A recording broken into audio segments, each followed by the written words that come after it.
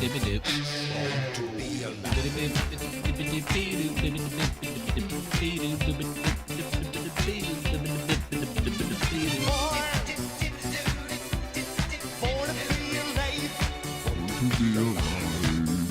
you were born, born, born. Born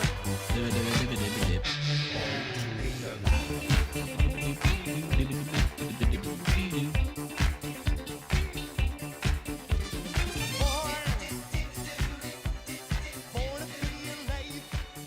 be alive. Yes, you were born, born. Well, here we go again.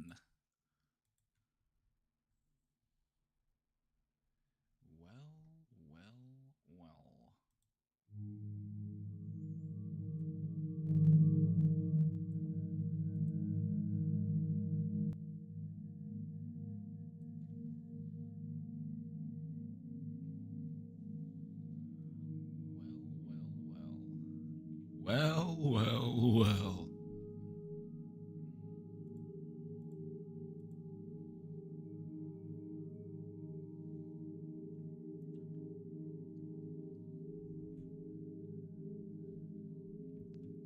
Everybody give it up for your host of the Brain Domain, Brian Domingo.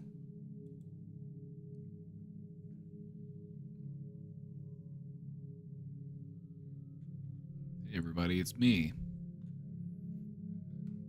Brian Domingo. Welcome to the Brain Domain.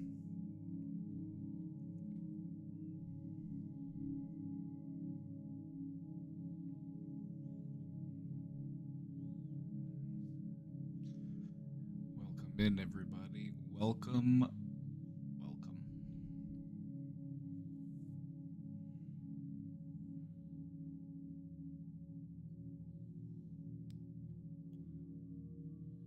just want to start with a confession. I don't have a lot on the agenda today. I'm excited for this camping trip, and so I've just been going through the camping supplies, getting stuff together, swapping out batteries, cleaning out coolers. You know, I've just been getting everything ready.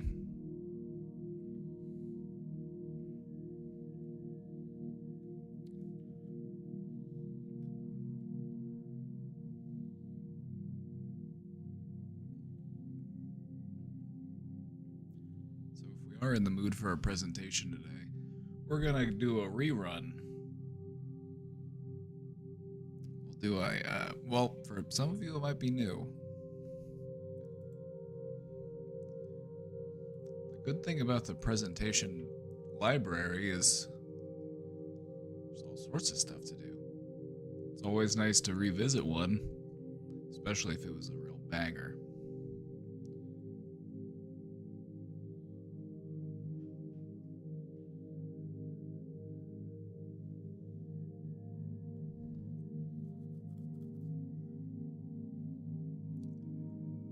I need to make a list. That's what I need to do. I need to make a list of just all of the topics.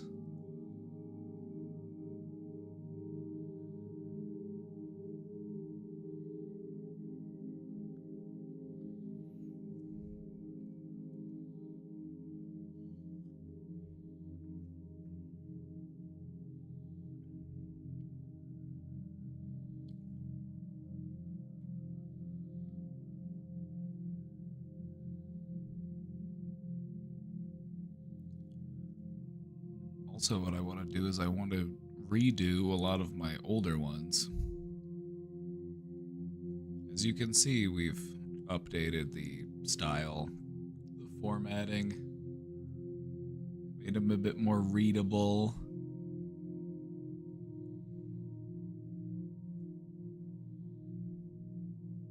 There's just a lot in here. Categorize them into folders too, maybe? Oh.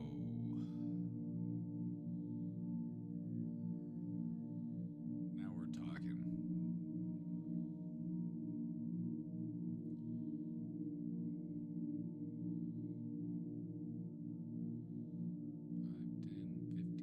20, 25, 30, 35,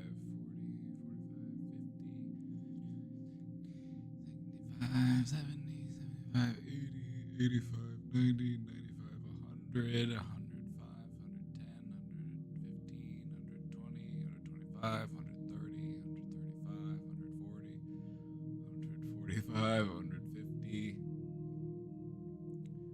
160, 170, 180, 190, 197?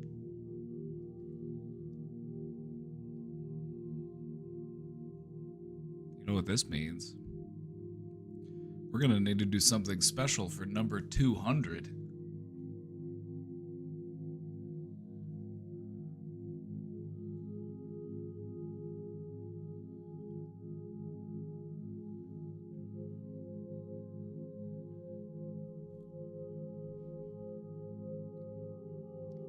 By my count, there's 197 in here. There's probably an easier way to figure that out, but I just counted.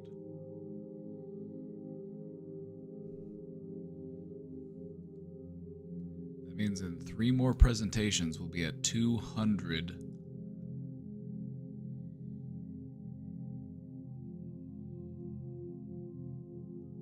I need to put a list together. I need to compile.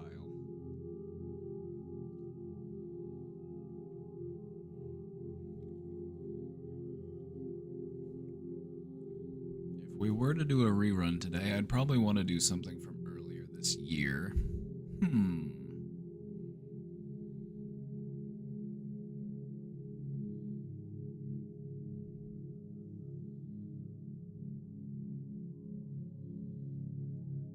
I'm not sure. Maybe we won't. Maybe we will. Maybe we won't. Maybe we'll talk about narcissistic parents. Maybe we'll talk about analysis paralysis. Maybe we'll just chill and do questions.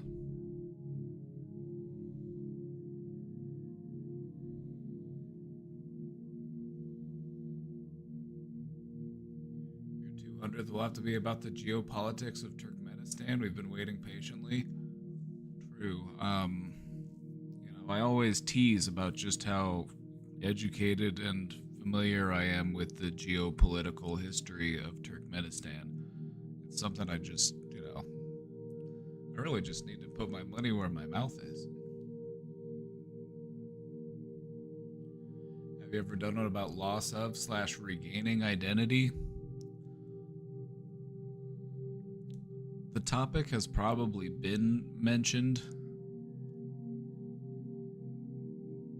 but that's probably a topic that we could update.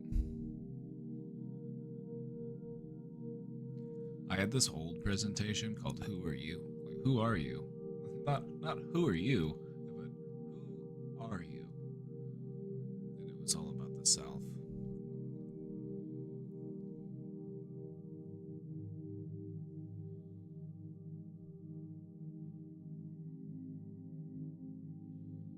I love doing presentations, but I don't know if I want to do one today. We might, I don't know, we'll see. If there's just something that you just, am I scrolling too fast? Do I need to scroll slower? Too bad.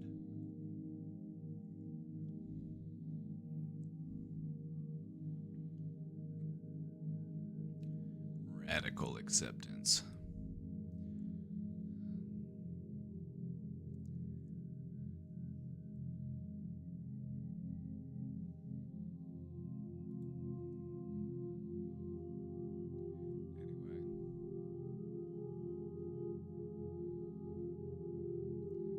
Self. Make a list.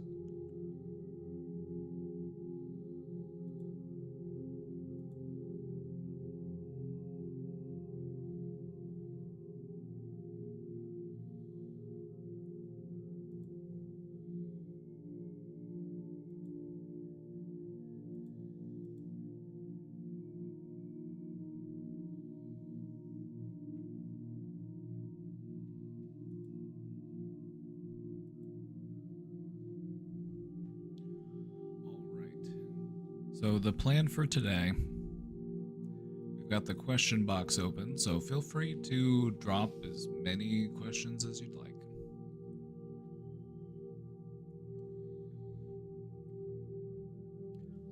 so excited about my camping trip. I've been getting everything ready. You know I love camping.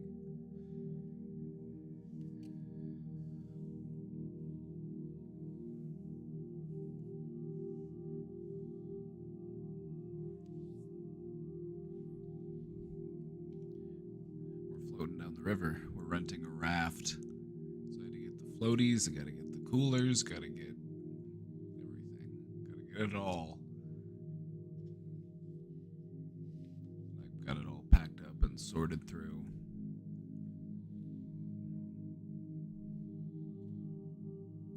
I love preparing for a camping trip. Love a camping trip.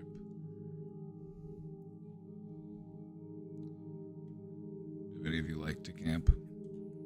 Some people really don't like to camp. And I get it. It's different. But I've found that nothing quite makes you feel more human than just being outside. Having a little campfire. Goofing around in the woods. I don't know what you do.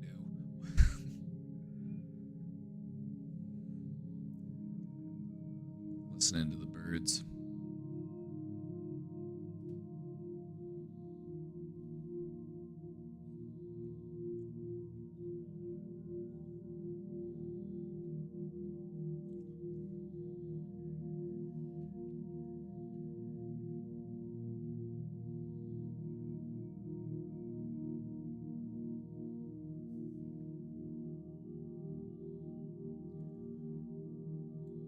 I'm gonna make a note though, Vernick, of that topic.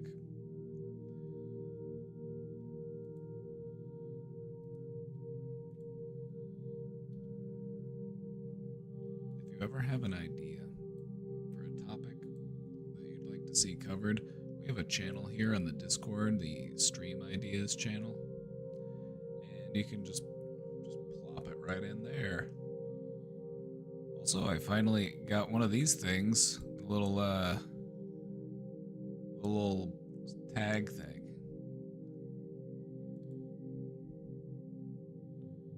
TBD. To be determined.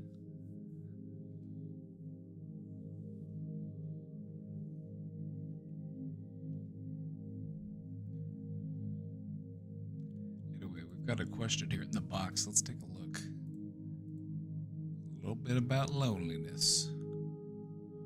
A little bit about loneliness. Do our minds and bodies adapt to loneliness? What makes up loneliness? Can your body be harmed by loneliness too? Ah, loneliness. It definitely does have an effect on people. So let's talk a little bit about why that happens.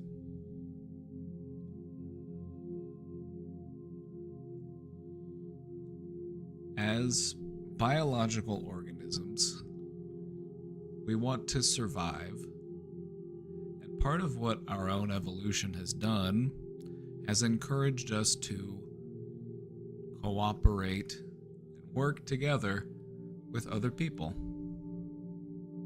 It improves our chances of survival. So if we feel like we're not a part of the group, or we feel like we're kicked out of the group, it makes us feel a deep pain. It's not quite a physical pain, it's more of an emotional pain or a social pain. But the reason why that happens is because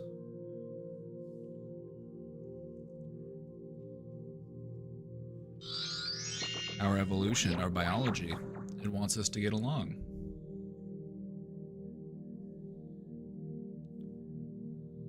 Salien, thank you for the 2 months.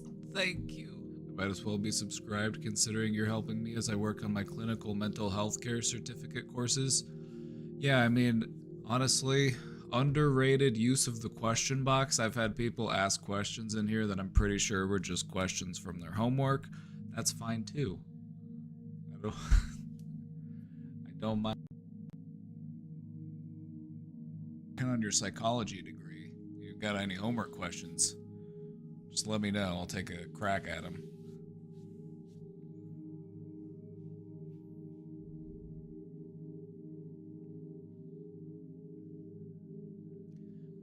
Anyway, we were talking about loneliness and why loneliness hurts. It's biological, it's evolutionary. If we're kicked out of the group or if we don't have people around us to support, that pain is trying to motivate us to do something about it. Go out there, connect with people, because we need each other to survive. The technology has afforded us a level of comfort and independence that has not existed for very long as far as time goes. We need each other. And that's why we hurt when we don't have anybody.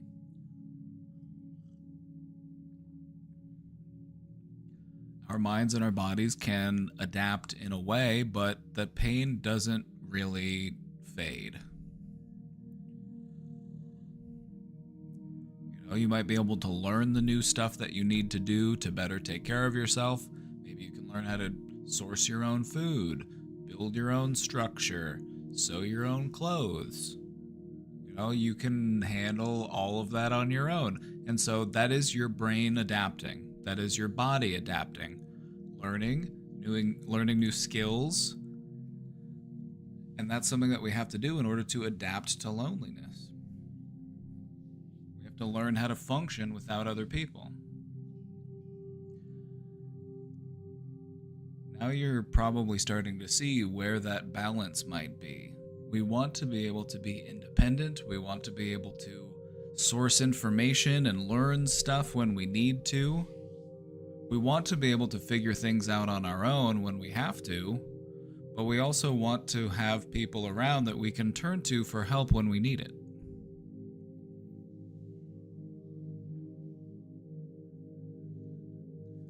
Now, in the long run, loneliness can have some effects on you. Let's take a look at what some of those might be.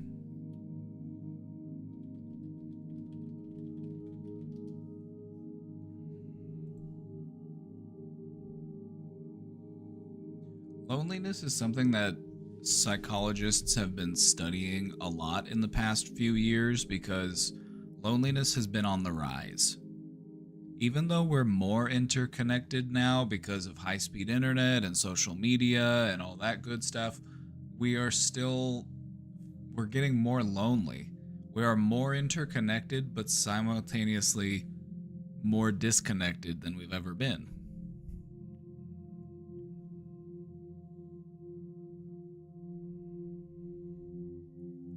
So humans, we're social mammals and we need to interact with each other. And so we form communities, and if you are socially isolated, which is just another word for loneliness, your body responds. It hurts. The reason why we need company is because our prehistoric ancestors desperately required company in order to survive. Other people means protection and support.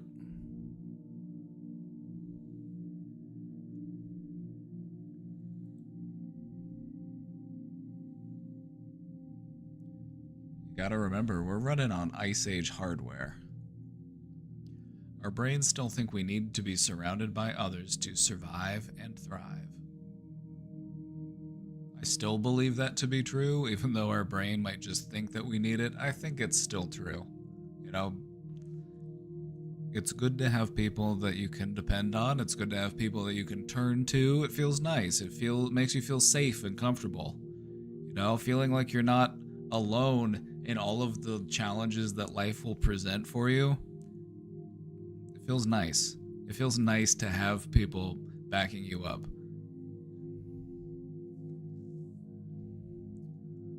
So what does loneliness do in the brain? Well, I'm trying to find that out. I'm trying to find an image of it. Is loneliness eating away at your brain?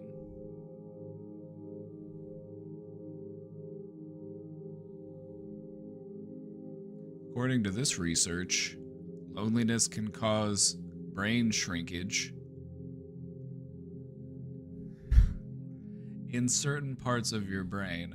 And this makes sense because Your brain is just like any other part of your body. It operates under the use it or lose it mentality.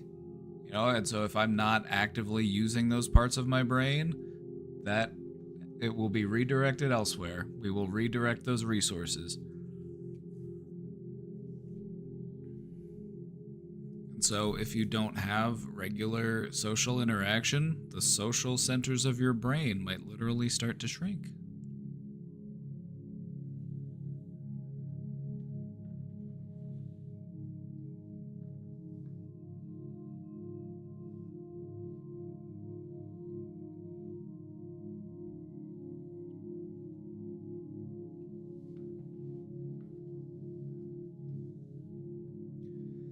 All the internet/faceless connections we have now don't actually build real relationship contact that the brain needs for some kind of health.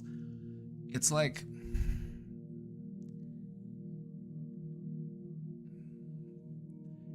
whenever you eat a food that's like the 0-calorie version of the normal food, it's like it kind of tastes like it and it can kind of get the job done, but at the end of the day it's just like you can tell that something's off. Something's missing. Doesn't quite scratch the itch.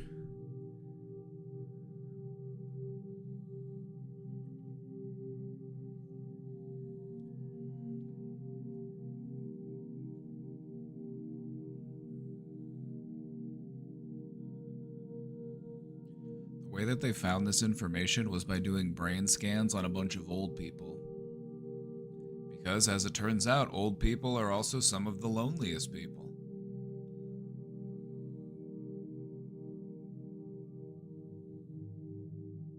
The study revealed that individuals with the fewest social contacts had significantly lower overall brain volume compared to those with more extensive social interaction. Socializing is good for your brain.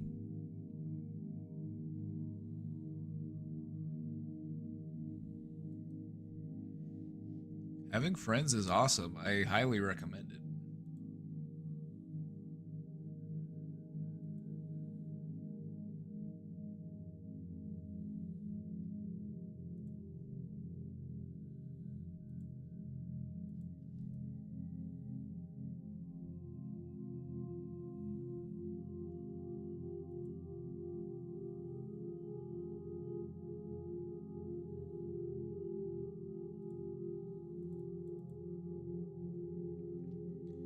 Here's a little bit more about what exactly happens to your brain when you're feeling too lonely.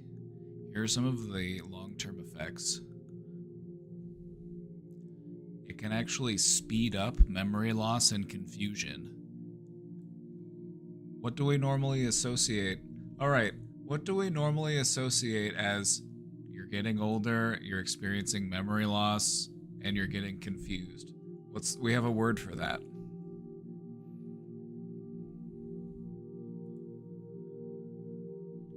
Would you like to buy a vowel?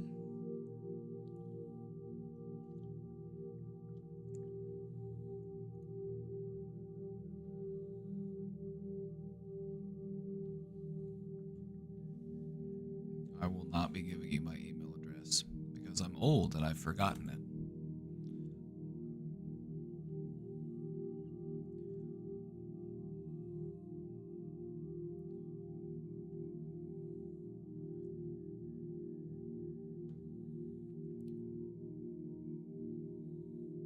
We're seeing here is that loneliness can contribute to symptoms of dementia, memory loss, confusion, cognitive decline, depression, anxiety.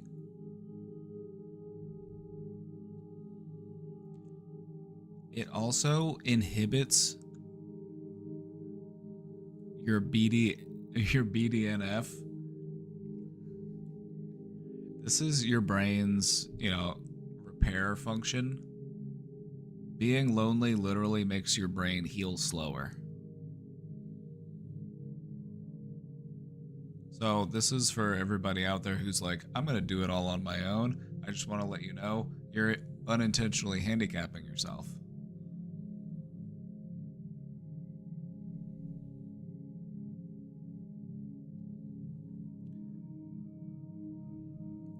has a physical effect on your brain. Those socialization parts of your brain will actually shrink because they aren't being used.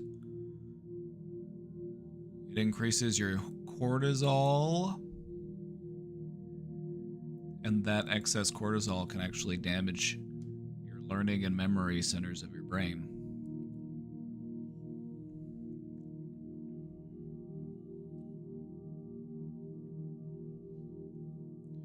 A lonely brain receives less stimulation, which can lead to slower thinking and poor focus.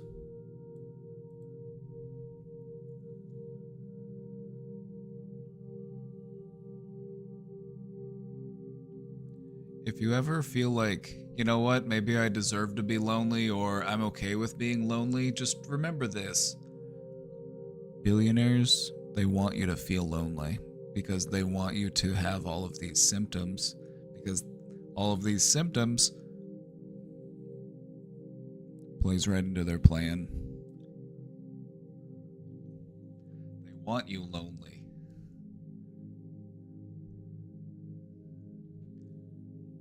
Thought this was a safe space. It is. You don't have to be lonely here. The thing about being lonely here is that it's entirely optional. The only people who need to be lonely here are those who choose to be.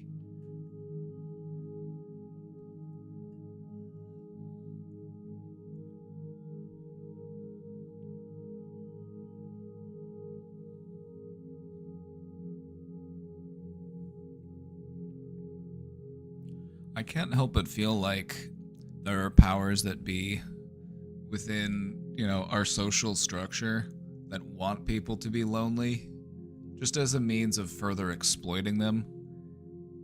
Like the tycoons, the billionaires, the capitalists, like they don't want people getting together. They don't want people collectivizing or unionizing.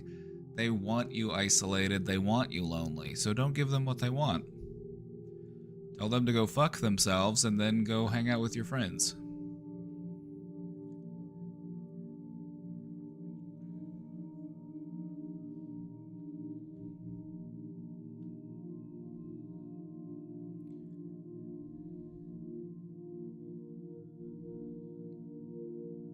What we're seeing here is that loneliness really just messes up your brain.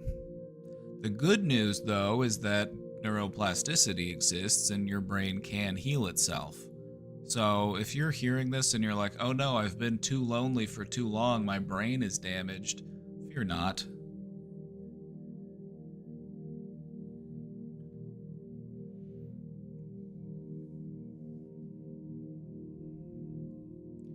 If parts of your brain shrink due to lack of use, what do you think happens if you were to start using those parts of your brain more?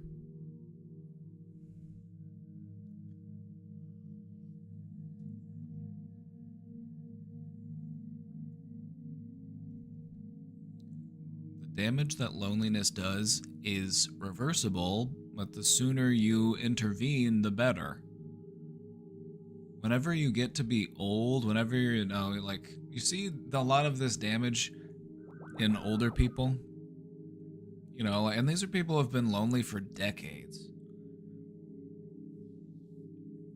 So the good news is that if you were to start working on it now, you'll be just fine. You'll be just fine. Just don't be miserable for the next 40 years. Just do something about it today.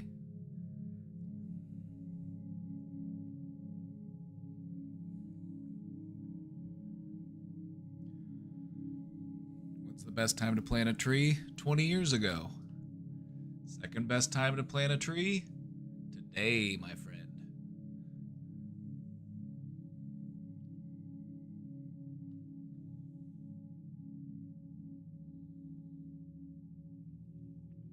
I remember getting a CAT scan when I was 15 and very lonely.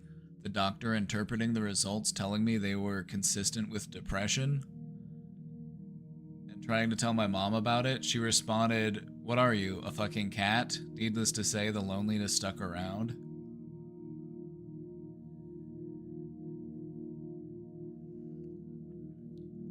Your mom thought she cooked with that one, but I don't think she did.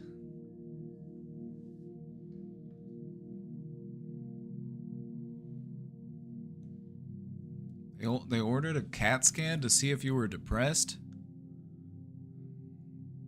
Interesting.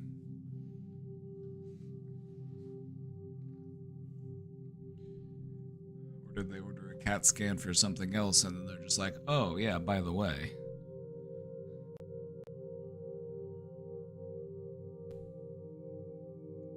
I'm depressed, but what do cats have to do with it? They are an antidepressant. That's what they have to do with it. Cats are great if you have depression. You have a hard time getting out of bed in the morning? Don't worry. They'll come stand on you. They'll come, hey, my food bowl's empty. Are you going to do something about it? Well, I'm just going to stand at you. I'm just going to stand on you.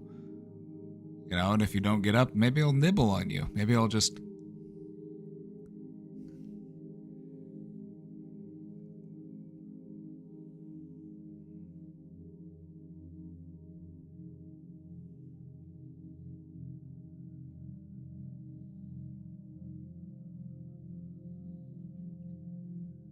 lunch with friends recently. They're both retiring, and they talked about continuing to do volunteer work to stay active and busy, interacting with others in the community. Very important. True.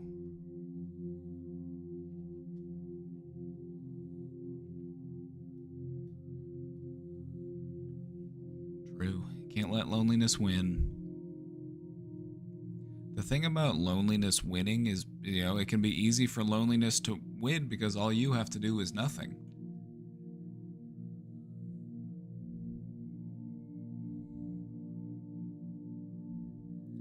Loneliness can increase your chance of dementia or Alzheimer's disease. It weakens your immune system, making you more likely to get sick. It increases your body's inflammation, which means just more pain in general, higher stress levels. It can also shorten your lifespan. Lonely people just don't live as long. So that's why you want to do something about it, brother.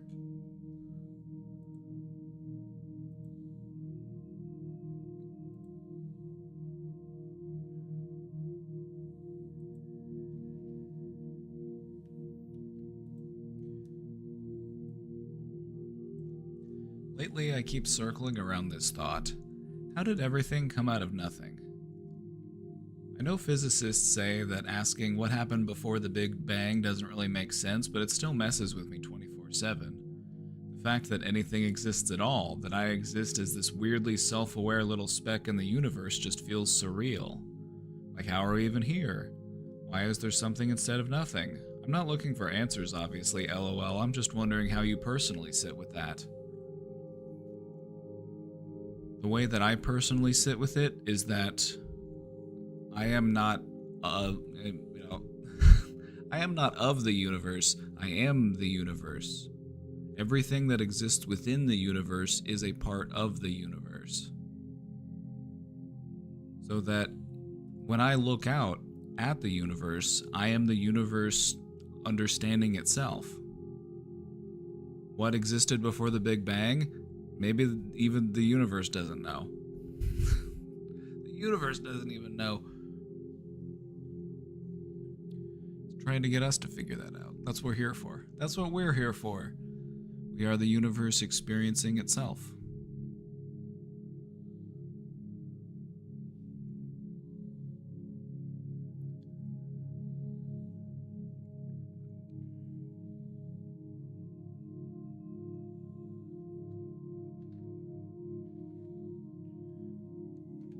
I find Eastern philosophies interesting when you start to approach these types of topics, because a lot of Western ideology is like, well, God made the heaven and the earth, and he did it all in a week, and then he hid dinosaur bones under there to test us.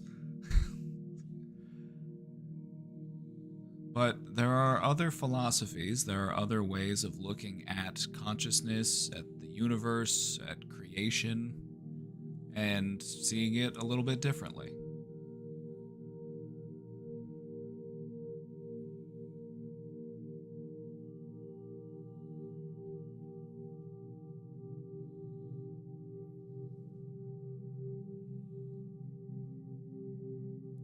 you are the universe experiencing itself, what sort of stuff do you want to show the universe? I would say try to show it how much fun you can have. Try to show it just how good you can feel. Try to show it just how much you can overcome. Just how strong you can be. Just how fast you are.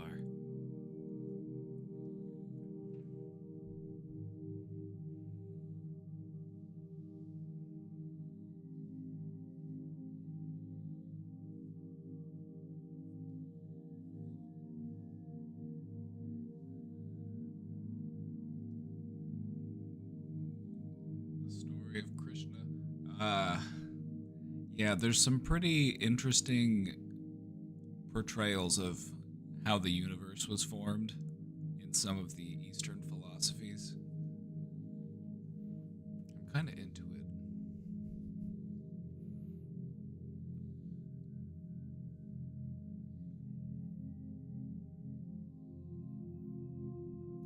All right. Here's what you could try, questioner. You want to go further into this? I feel like you're starting to scratch the surface. You're starting to ask those really profound existential questions. Lean into the part of you that is aware that you have questions. The part of you that is just aware that everything else is happening. Aware that you're having thoughts and feelings. Try to trace that awareness back to its source.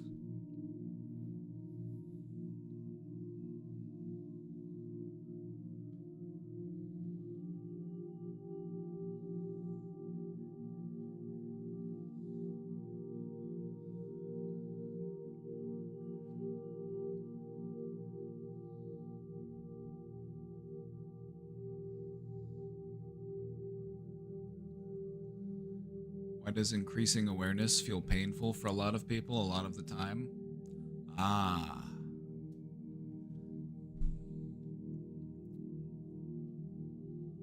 New, unfamiliar sensations will often initially feel painful until you recognize that this isn't going to hurt me, and no, that actually feels good.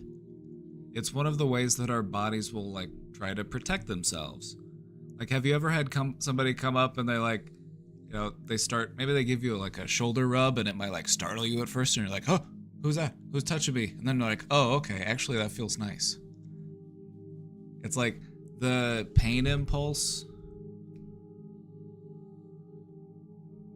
It's gonna be the first one to activate. Especially when it's something new or unfamiliar. Or jumping into the pool, it's at first it's ooh, and then it's that feels good.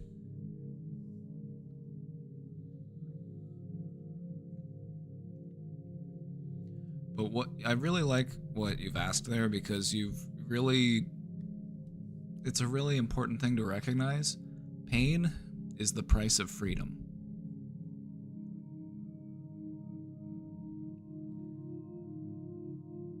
And there's a lot of moments in life where if you can just push through that little bit of pain, there's a lot of fun on the other side. Like jumping into the pool. It might be a little cold at first, you might go, whoo! But then after it passes, it feels good. But it's that initial contact.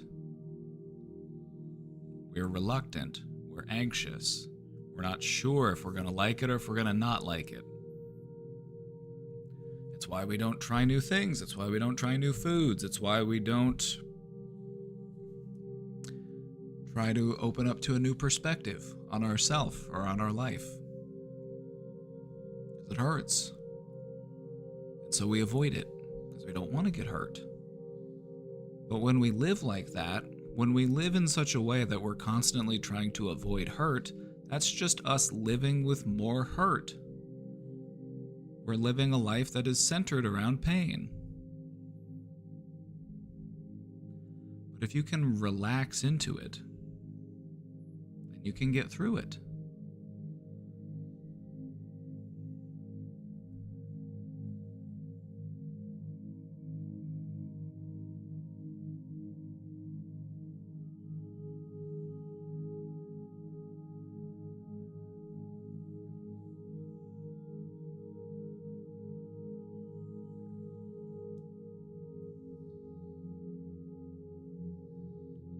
in the same way that you can develop a taste for something gross, like there's all sorts of people out there who have acquired a taste for something that's just downright gross.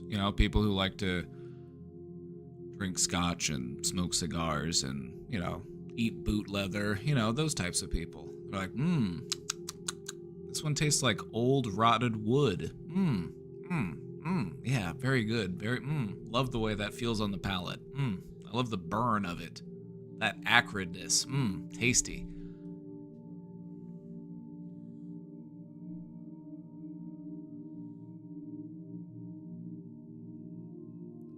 Our bodies naturally want to avoid pain because we're afraid it's going to damage us or it's going to hurt us or even kill us. And we have a hard time parsing out what is actually life-threatening versus what's going to just be more of like a mild inconvenience.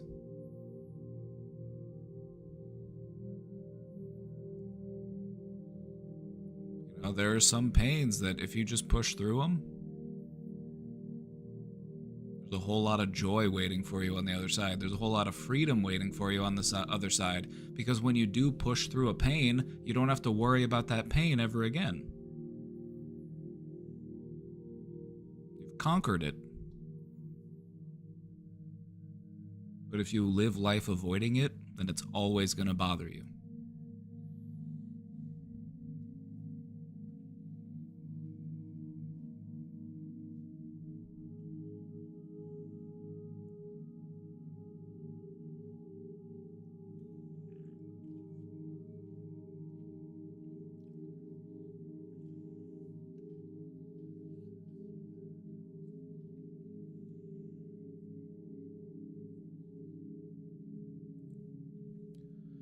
Book I was talking about the other day, he has a great chapter on that. The book was The Untethered Soul by Michael Singer, and he has a chapter in that called Pain, the Price of Freedom. He describes it really well.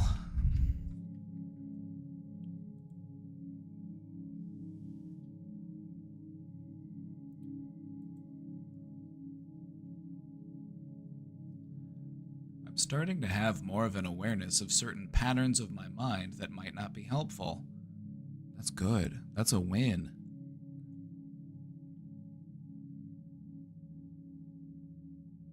That's a win.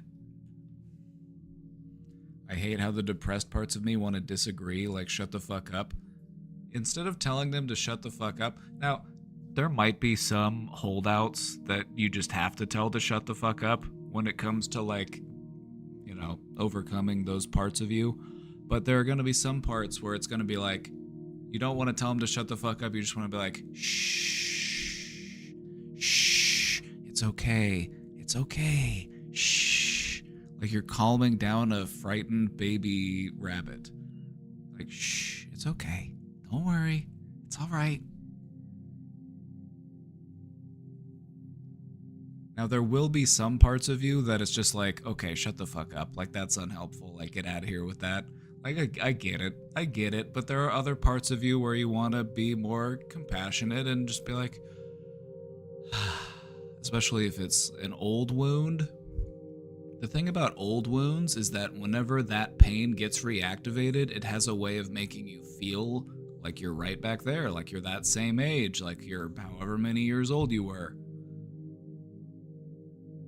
And so if you're trying to resolve that pain, you have to resolve it in a way that would work for you at that point in time. And if you were a kid, just telling them to shut the fuck up and get over it, that's like the last thing you would want to do. But if it's something more like modern and adult, you'd be like, okay, like,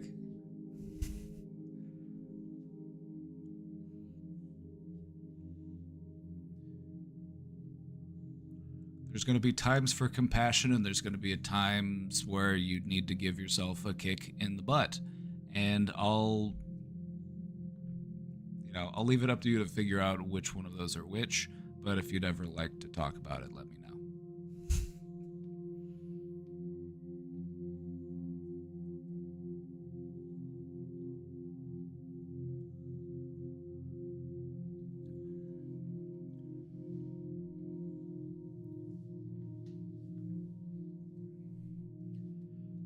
starting to have more of an awareness of certain patterns of my mind that might not be helpful. I think about that tree analogy you've said. I don't know if I'll word this right, but much like mind pathways, neural networks that are not working correctly, do we have body pathways? For example, as a kid, my body was on high alert, and now it could still be because of repeated body pathways. I don't know if this makes sense, but thanks. It actually makes perfect sense. It actually makes perfect sense.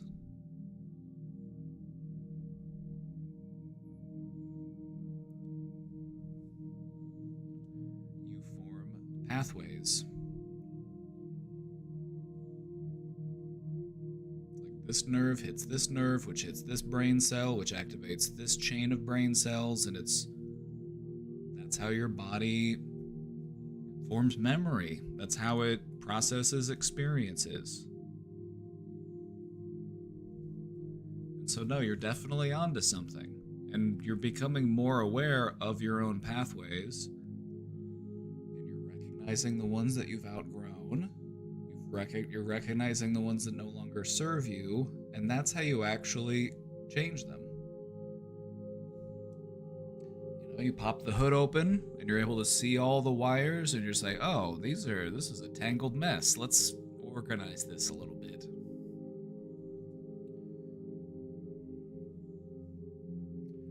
Or it could be like a tree. The tree example we used was... Here, let me find you a nice picture. Let me find you a nice picture of a tree.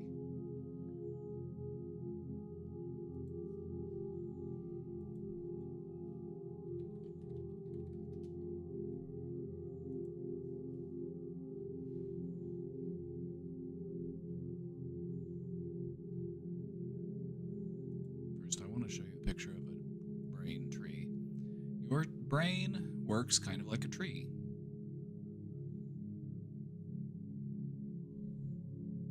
All sorts of branching pathways. They communicate to each other through those pathways. It's constantly growing or forming new pathways to try to find that shape that works best for it. What happens with a tree is when a branch is no longer useful, if it's not able to reach the sun, falls away. It gets pruned. And then it falls down to the ground and it turns back into dirt, and then those nutrients get reabsorbed by the tree and it gets recycled. Your brain does the same thing. If you have old pathways that you're no longer using, it will prune those pathways, and then that material, those brain cells, will get repurposed.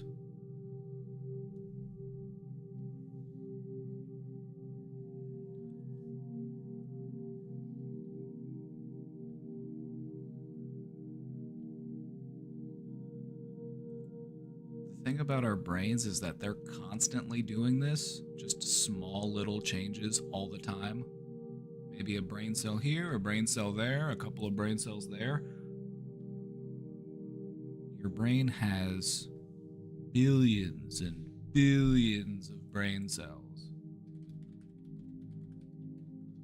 Let's double check that number real quick. How many neurons you got in the brain?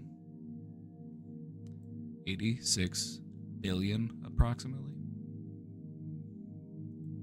Approximately 86 billion neurons in the brain. So you have 86 billion, give or take, brain cells. Each one of those can be connected to multiple other brain cells. Now you can see just how complicated this network is. And they're always switching around and forming new connections. And the cool thing about your brain, though, is that when you think about this process, when you think about what direction you want it to move in, when you think about what thoughts I want to keep and what thoughts I want to let go, that can influence the way that your brain is shaped. That can influence the direction of that growth. And that's what it's all about. It's about harnessing that. Not demanding of yourself, I need to be happy right now. I am working every day to be happier than I was the day before. Focusing on taking as many small steps as you need to get to where you're trying to go.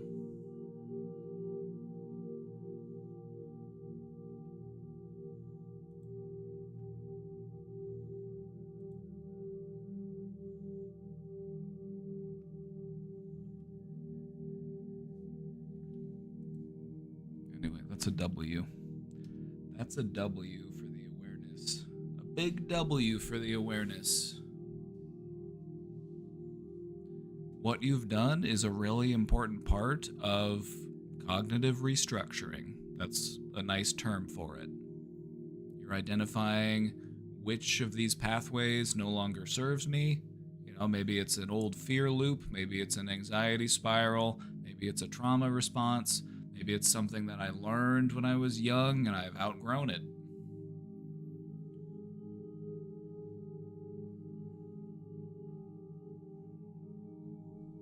This is how meaningful change occurs, with awareness.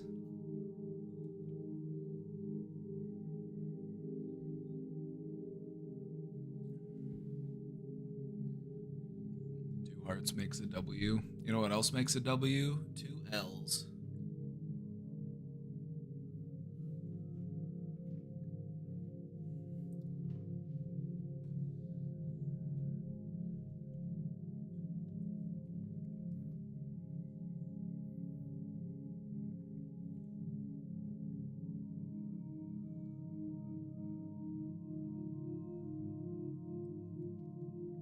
This is an exciting time. I'm excited for Questioner. Questioner, I'm excited for you. The thing about opening up to this level of awareness is that sometimes it can feel a little bit overwhelming, or it can feel like a little bit too much. If that's the case, just slow it down a little bit. Just take it one thing at a time. Sometimes when you start to get into the mindset of, I'm gonna work on my problems, your brain responds with, well, okay, here's every single thing that I think is a problem with me. What are we gonna do with all that? Just drops all that on your lap. And then you're like, ooh, that's messy. I don't want to get into it. Actually, I just want to go back to doing whatever I was doing before. Whenever you start to look inwards and practice that level of awareness, and you're trying to work on yourself and improve yourself, your brain might sometimes bombard you with things, and it makes you feel like, oh no, I've got too much to do. I've got too much to fix. There's just no way. Just focus on one thing. What's one thing you want to work on? What's one thing that you would like to improve? If you just work on that one thing, it will also make all of those other things a little bit better.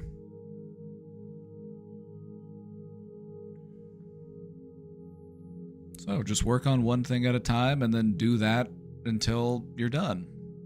And there you go. That's it. That'll be $500, please.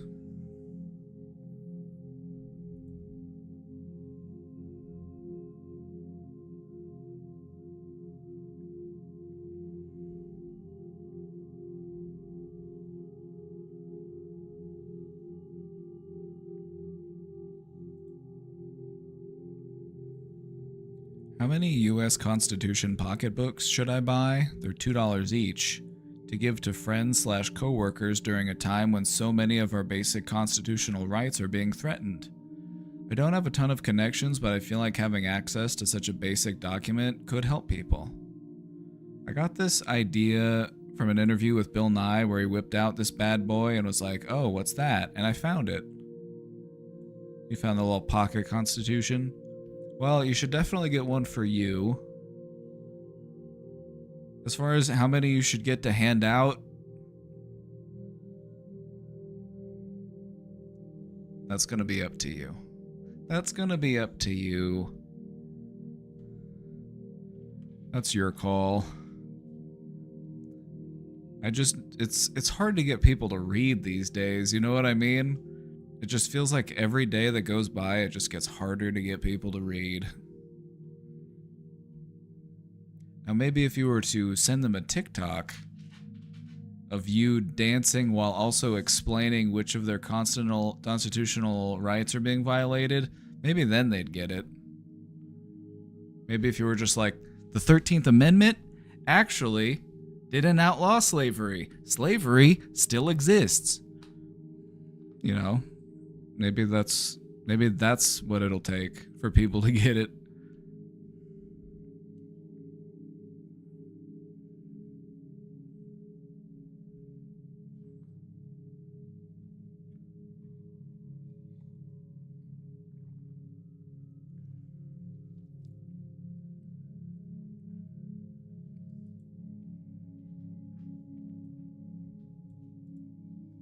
I think we need a constitution. Get it? Like constitution? Like a sequel. Get it?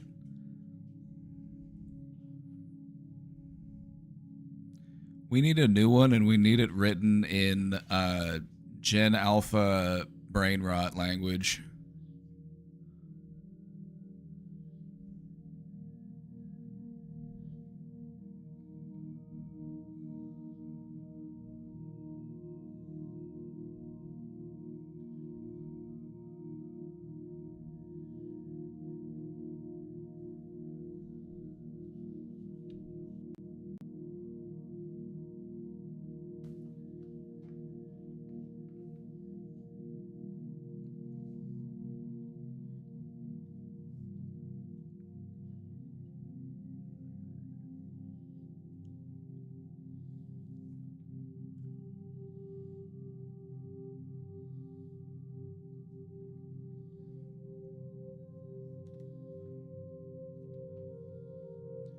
Yeah, wouldn't it be wild if states started breaking off and forming their own country? Wouldn't that just be wacky? Wouldn't that just be wacky of us? Like, yeah, I'm going to West America.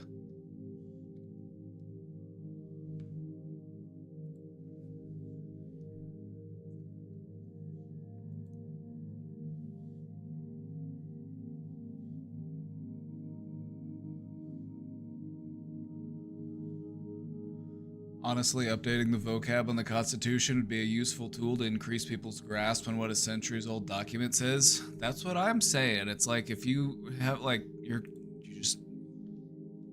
gotta work with what you're working with. You know, like people are like, they're like, we the people. I'll be like, okay, all right.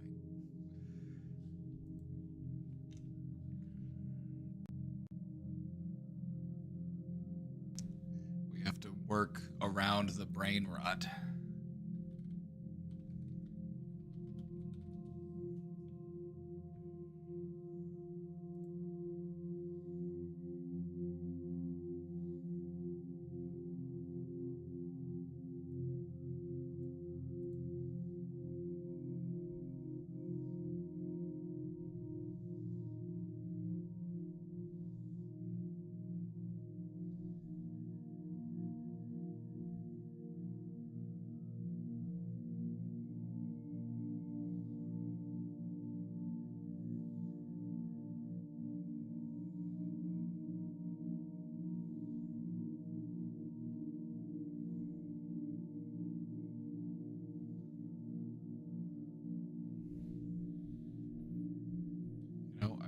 In the Constitution, but I believe it needs a reboot. We've rebooted everything else already. We're about to reboot The Running Man. We're running out of stuff to reboot, everybody. We're running out of stuff to reboot, and eventually we're gonna have to reboot the Constitution eventually. We'll have run out of everything else. We're just waiting, I think. We're waiting until there's just nothing else to reboot.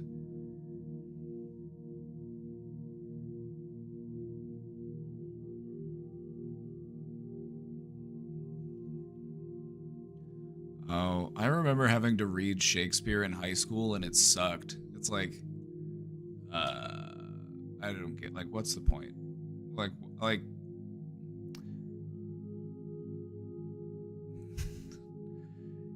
I need some modern English.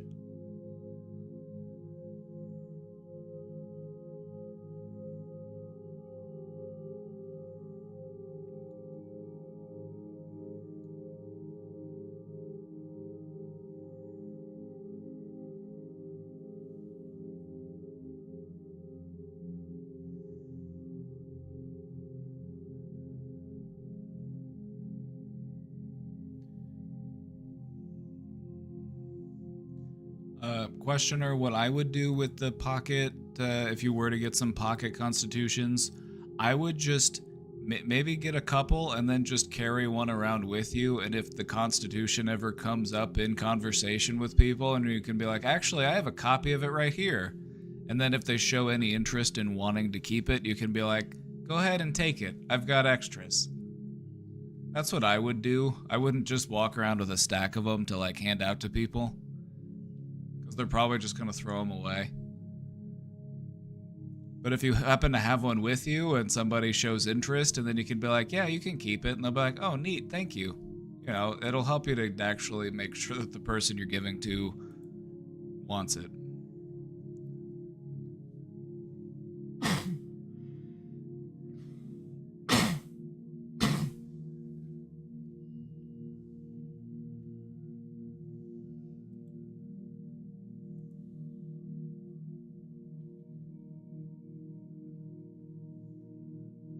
The Constitution may be a very important document, but it's definitely not fun to read. Call me crazy, but I think that's important when trying to widen the appeal of a thing. You know?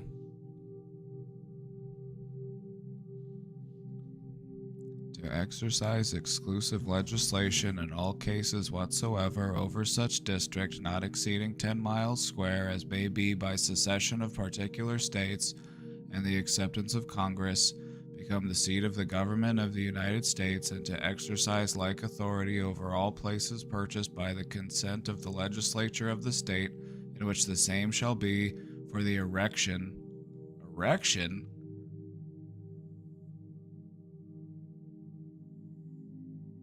I'm going to record some sleep tapes. I'm just going to read the Constitution word for word, and it can just lull you right to sleep.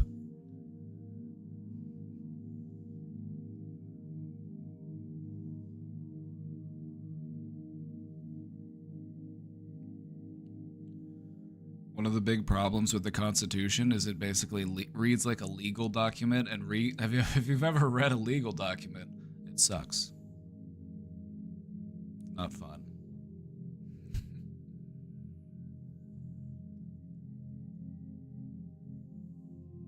No title of nobility shall be granted by the United States, and no person holding any office of profit or trust under them shall, without the consent of Congress, accept any present, emolument, office, or title of any kind whatever from any king, prince, or foreign state. Well, they broke that one. That's one. You know, should we just go through all of the constitutional things that have been violated?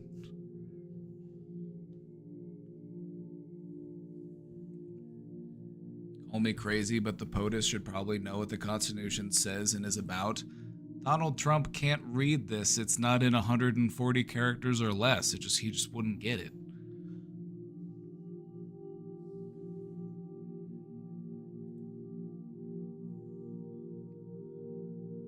He just probably asks some intern to explain it to him. He's like, all right, so what does this mean?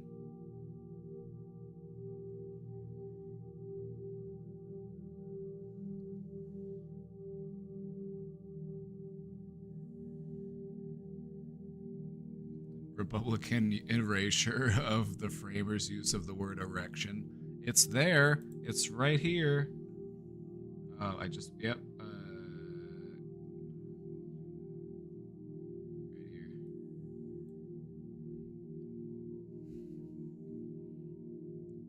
It's the best part of the Constitution right there.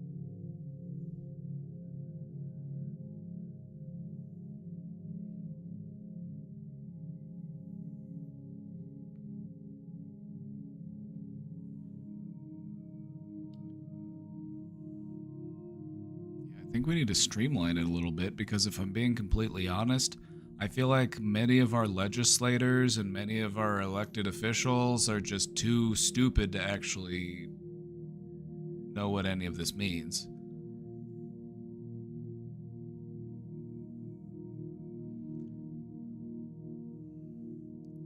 One of my favorite clips is someone asking Trump a basic question about a constitutional right and Trump saying, "I don't know, I'm not a lawyer." It's like, to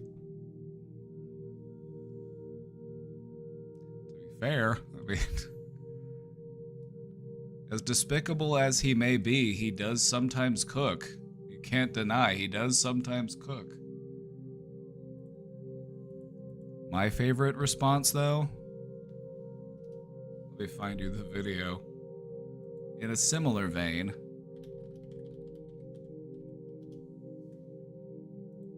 How many genders are there? I don't know. I just got here.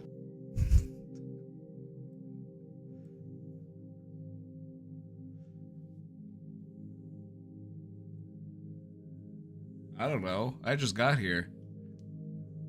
How many genders are there? I don't know. I just got here.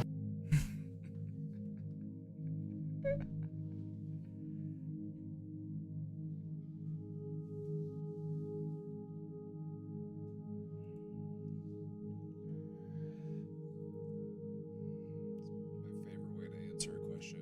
I don't know. I just got here. How many genders are there? At least 3. Remember Joe Biden's answer? At least 3. I miss when Joe Biden would at least cook from time to time, and then he just got really old and really increpid, and it was just really sad. Just like, oh no, like get this mummy out of office, please.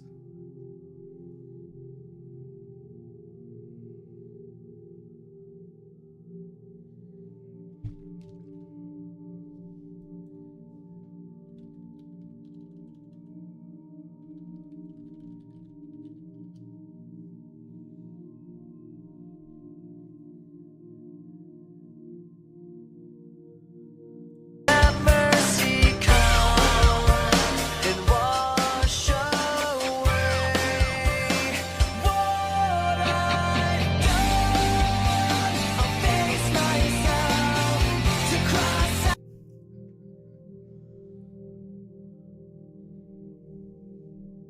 Old people shouldn't be in politics. I agree. There was this.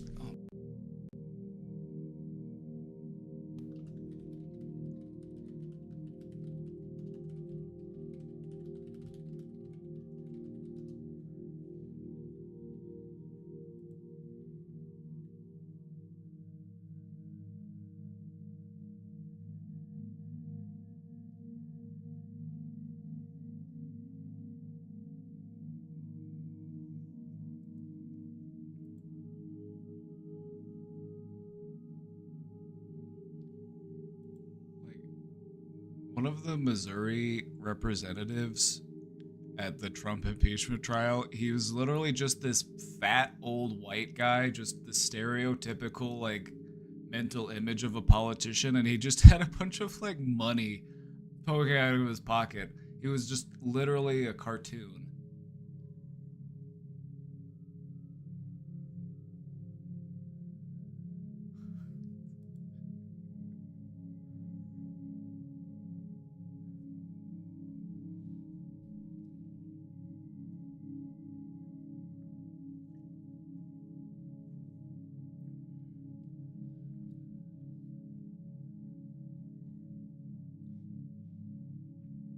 There has to be some kind of public cognition testing for our representatives.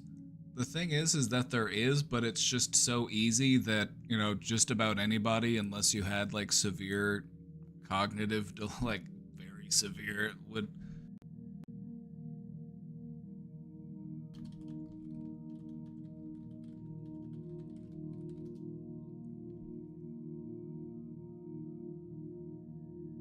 Let's take a look at the cognitive test. It's the Montreal Cognitive Assessment.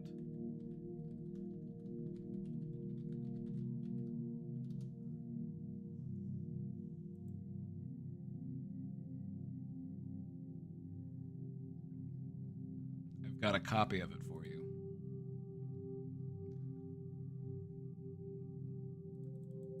No, they do cognitive assessments. The problem is that they're this. Hold on, let me show you. Scroll down a little bit, you can see the test.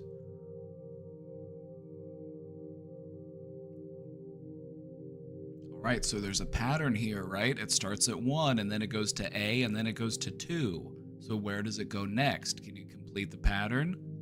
Can you draw a copy of this cube? Can you draw a clock that reads 10 past 11? Can you name these 3 animals?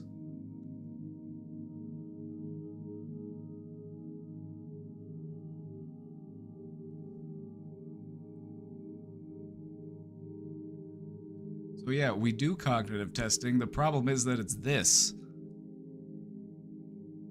We want to make sure that somebody's operating on a kindergarten level. Like, can you... What now? What's this animal? Ooh, that's a big cat. You know what? I've seen many cats like it. It's a great cat. Seen all sorts of cats like it. I've seen it in gold several times. I have some of them standing in the lobby of some of my hotels, you know? Fantastic creatures. Big, bushy manes, powerful jaws, sharp claws. You know, just the confidence, the expression, just the bravado that they evoke. Just such big, beautiful creatures.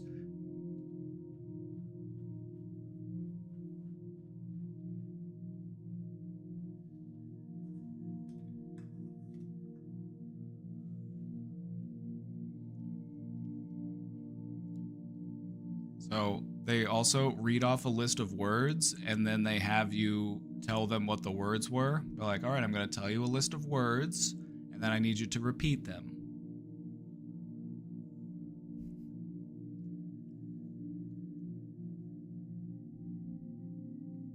And then you repeat numbers in order or in backward number.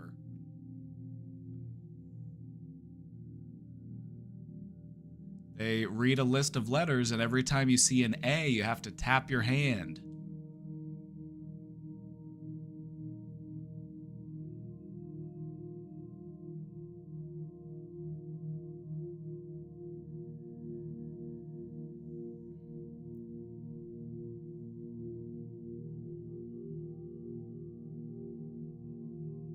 So yeah, this is the cognitive test that they do. And this is designed, you know, to see, you know, they say mild cognitive dysfunction, but I don't know. I feel like some of these are,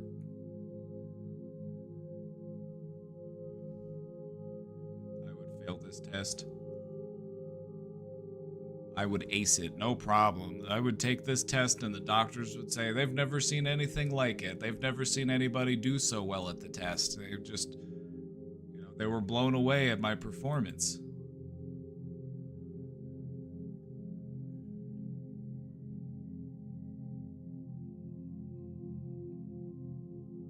Do they have to do this test every year? I don't know. I think so.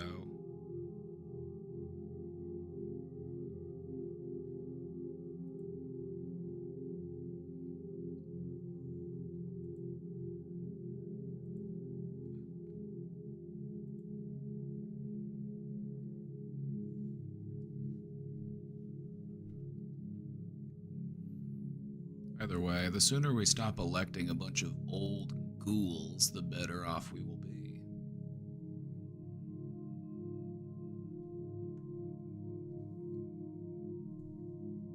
Isn't it just if a doctor suspects dementia?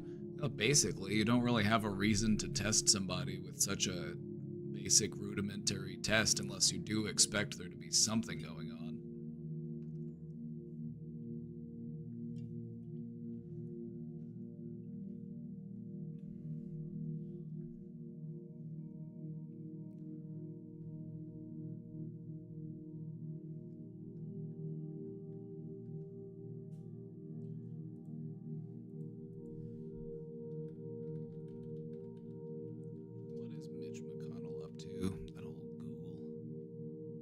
Still serving? Even after he, like, froze in place? did he finally step down? Did he actually step down?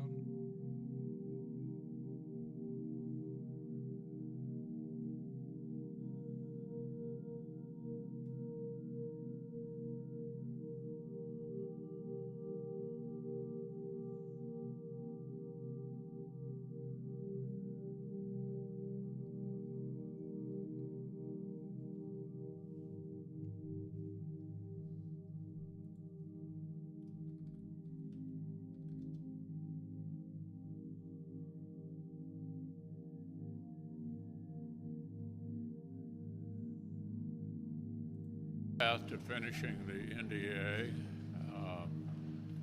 this week has been good bipartisan cooperation and a string of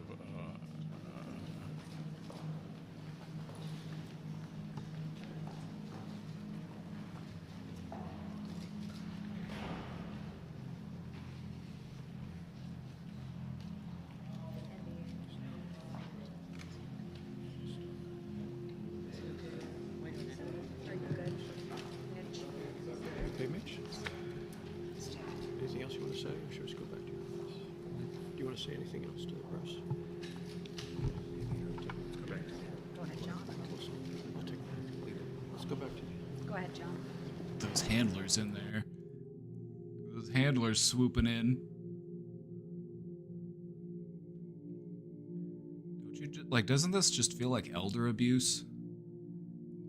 God, there were points during Joe Biden's presidency, it just felt so bad. I'm like, this feels like elder abuse. Like, what are they doing to this poor old man?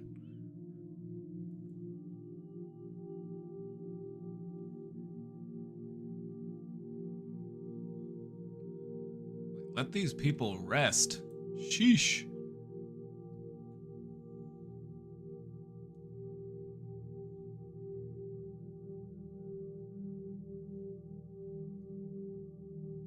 You ever just do that at like the drive-through line though?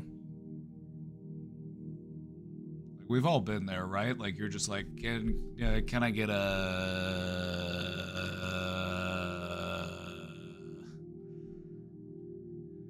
the drive-through person's just like, all right, anything else? And you're just like, yeah,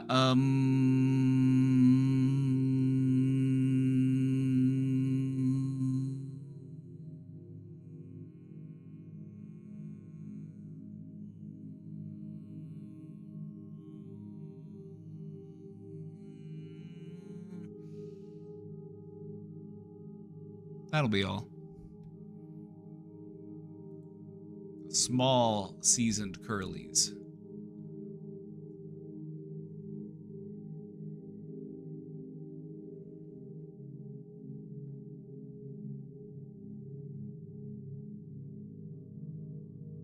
I'm a truck driver. I spend hours every day dealing with similar people bumbling down the road in the middle of 70-mile-an-hour traffic. I bet. You probably see all sorts of tomfoolery out there on the road. You have a favorite truck stop?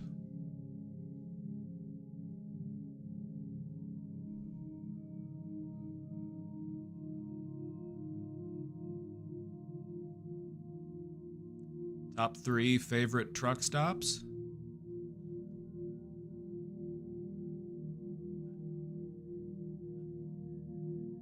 I got curly fries and a jumbo jack and 2 tacos. Somebody's eating good today.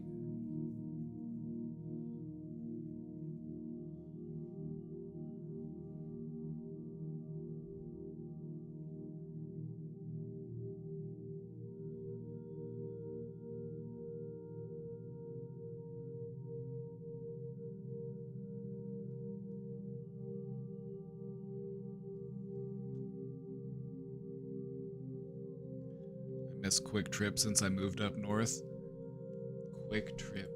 Quick Trip is the one we have around us. And it's a great gas station. Good old QT. The interesting thing though is that if you go up north, you see the different Quick Trip. It's Quick Trip with a K. And a W. They're both good. They're both good. That's the thing. They're both good.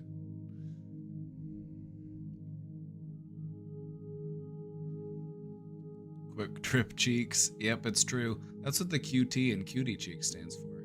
Quick Trip Cheeks. We call them QT in this part of the country. It's true. That's the QT. When I went to graduate school, I pretty much survived off of Quick Trip food. There were a few places to eat near where I went to school, but Quick Trip was one of the closest, and it was also the cheapest. So, shout out to the spicy chicken rollers, the taquitos.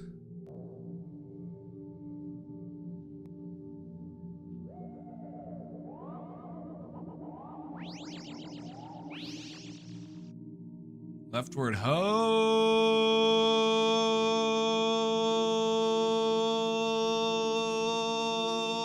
Thank you for gifting that sub. 7-Eleven still around? There are places in the United States where 7-Eleven is their primary gas station, and I honestly feel kind of bad for them because 7-Eleven is okay, but it's no Quick Trip.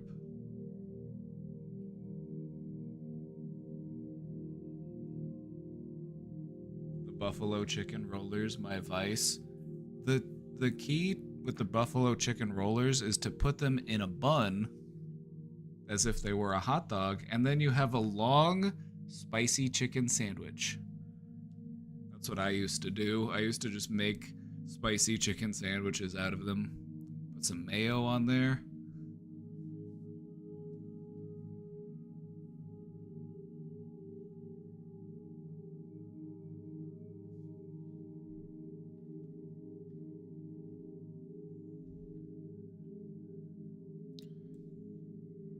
We also have a Buc-ee's in Missouri now. Buc-ee's is like a Texas-based, and they're massive. It's like the size of a Walmart.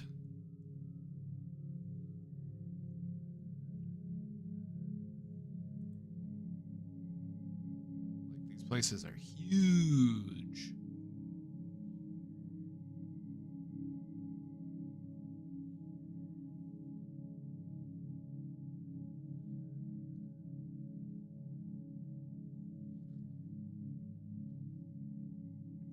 Part of me wants to take a side quest when I go camping and go back down to Buc-ee's. Just drive a few extra, go a little bit out of the way, take a little side venture, and go back to Buc-ee's. This place has like 300 gas pumps. It's ridiculous. Quick Trip where I live. Yeah, but you got Wawa and you got Sheetz, and both of those are also pretty keen. Wawa. I can't take this name seriously at all. It sounds like a baby trying to say the word water. Wawa.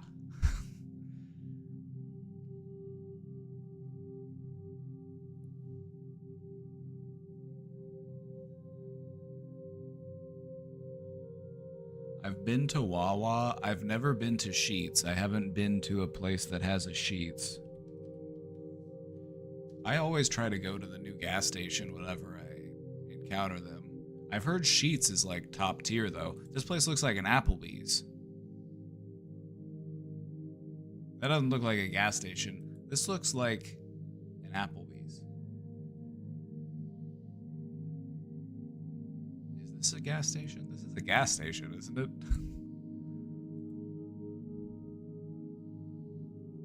It just does not look like a gas station.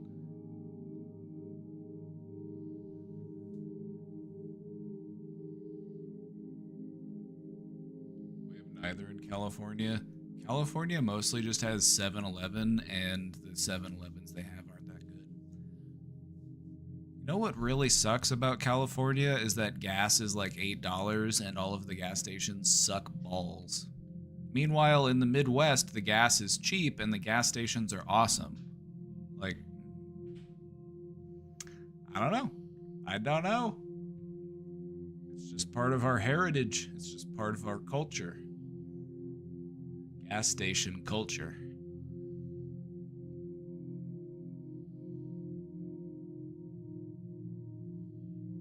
In the Midwest, the gas station is an activity. It's true. It's like a social hub.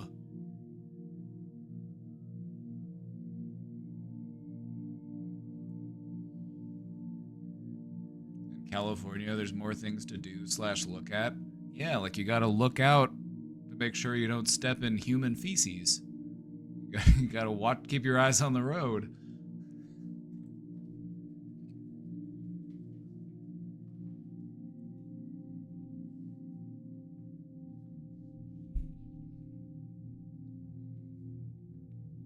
I can't wait to go on my float trip. I've been getting all my camping stuff organized and cleaned off and packed up, and I'm ready to go.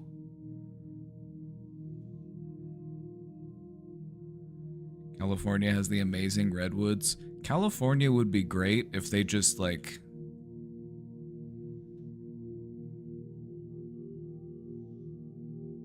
found something to do about LA.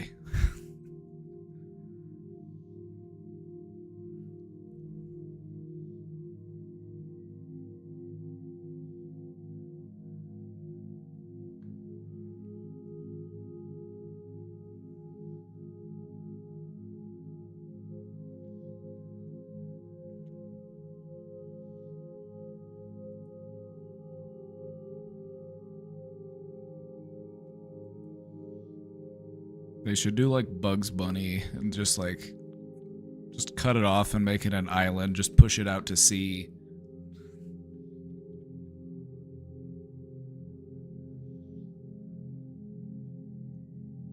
Also, California needs to stop with, like, what are you doing with the almond trees? Like, why are you growing almonds out in the desert? Like, why are, like like, what's that all about?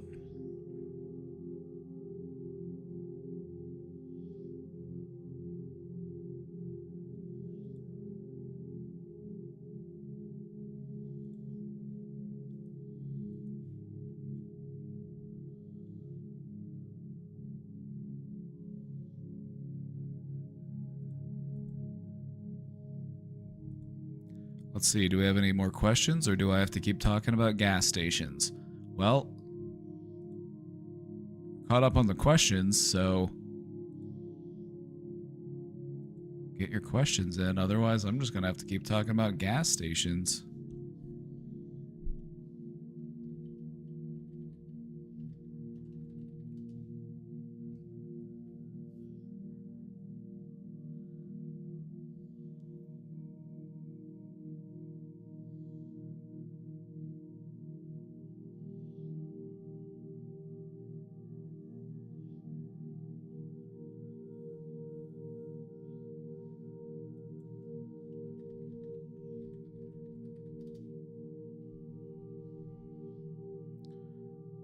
Tomorrow, we're leaving to go on our float trip. We're going to be in a big raft, kind of like this one.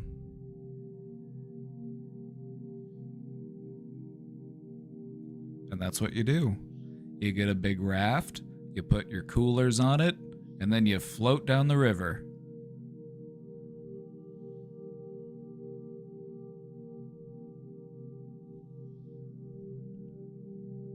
What's the T on Texaco?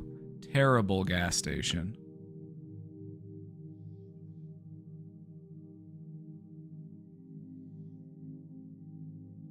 Terrible. I can be picky about my gas stations. You know, growing up in the Midwest where we have nice gas stations, it's made me a bit selective. Like, you're not going to catch me at a Citgo. You're not going to see me in a BP.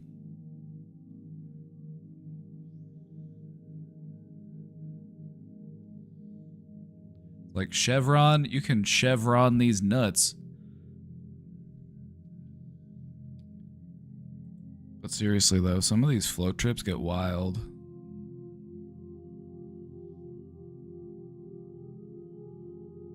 Sometimes there'll be quite a few people out there. The river we'll be on will be pretty calm. It won't be like rapids or anything, so we're just gonna... Like, we've been down on it. We've been down it on kayaks a few times. I prefer the raft, though.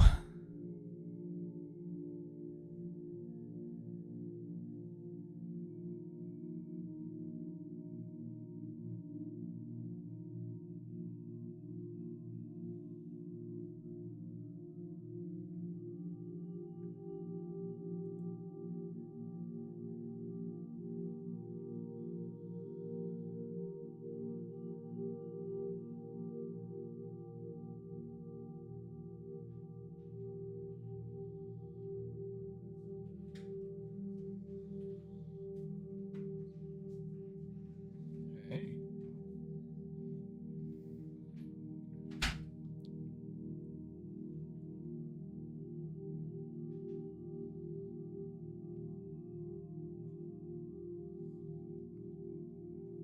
You know where I want to go?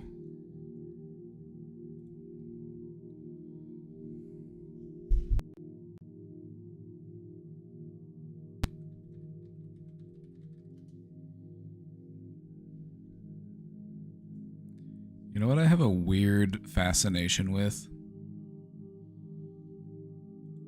The military surplus store.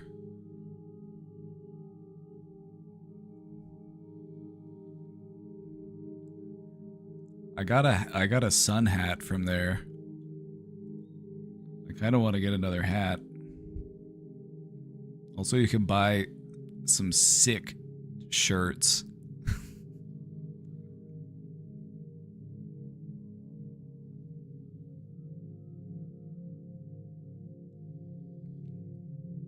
I want to be tactical.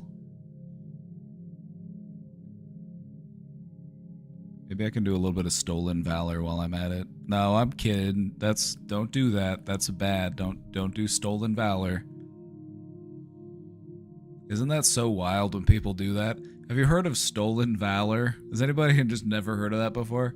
Stolen valor? It's a thing here in the United States where people will just walk around in like military fatigues because they just want people to be like, "Thank you for your service."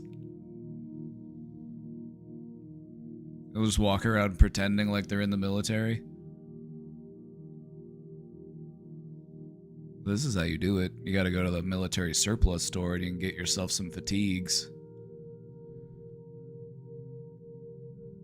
I honestly, I just go for the camping stuff. They've got a ton of like outdoor survival type stuff, and that's what I go for.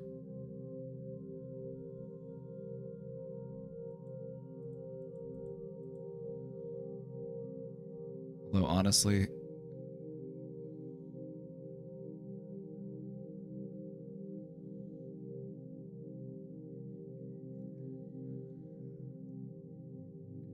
a friend of mine has some very nice camping gear from a surplus store.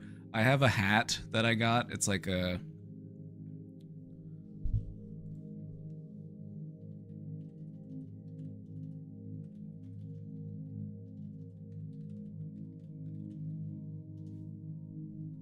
Here, I'll show you.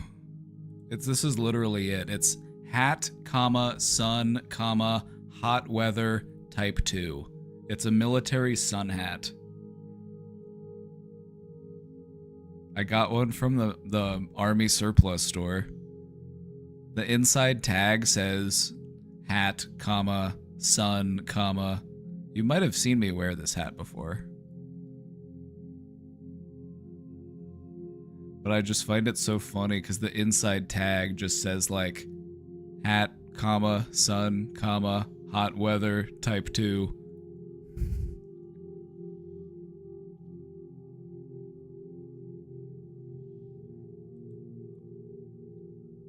Yeah, it's like this, except I got it in green. Can we blow this up? Can we... Oh, see, this is hat, comma, sun, camouflage pattern, desert. That's the funny thing about military surplus stuff is it's all labeled like this. It's just like, You know, just it's funny. Meal, comma, ready to eat.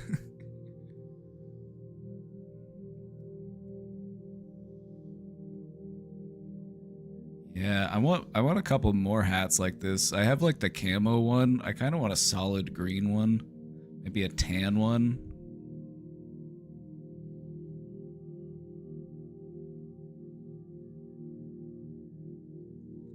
Do you pack all your food for multiple days when you camp? Yeah, I don't normally camp for more than like a few days at a time, so it's pretty easy to just like load it all up in a cooler. What we normally do is we bring a couple coolers. We'll have the cooler with all the drinks, and we'll keep that one cold. And then we'll have a cooler that we keep with all of the perishables, you know, all the food and stuff. And then we have another cooler that we don't load with ice. It's just all the dry stuff, you know, like bread, chips, snacks, that stuff. So we run a 3 cooler system. Mine says cap, comma, working, comma, utility, comma, U.S. Navy. Nice.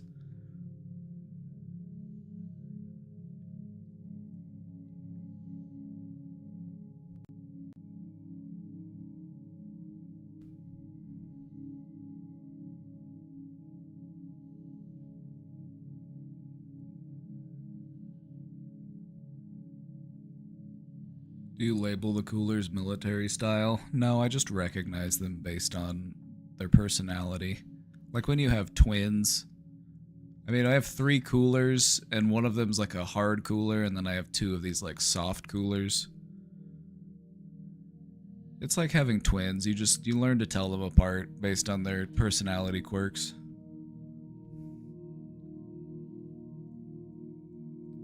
Psychologist, comma, streamer, comma, ready for questions.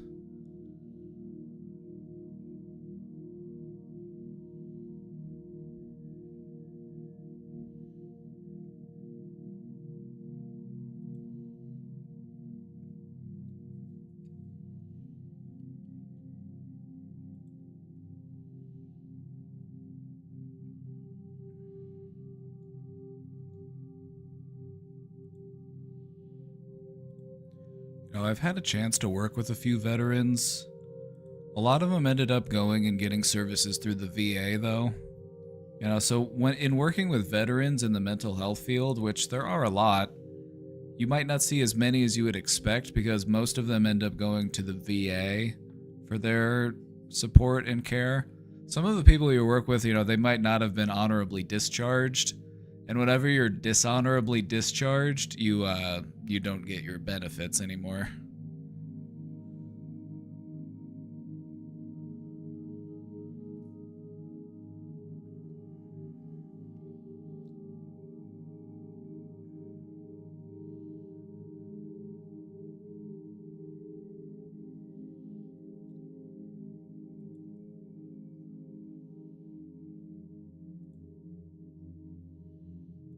I'm just so excited for this trip. I'm excited to just stomp around outside, do a campfire, do a little bit of throat singing under the stars.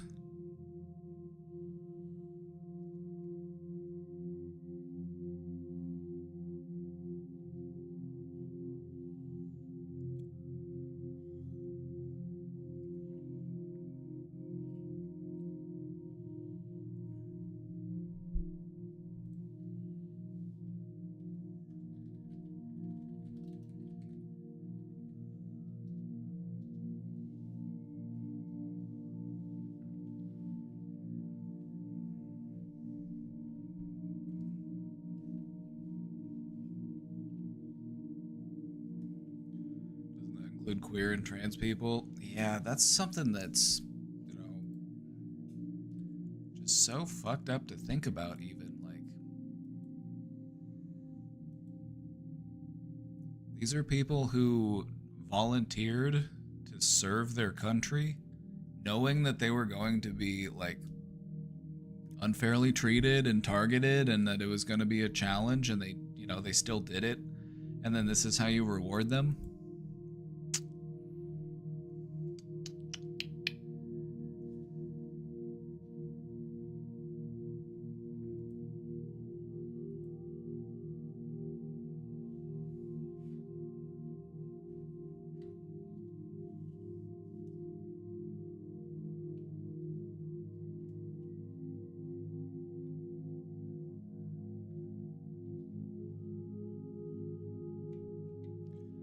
Now, if you do know any like embittered, pissed off veterans, like be sure to, win them over to the leftist movement.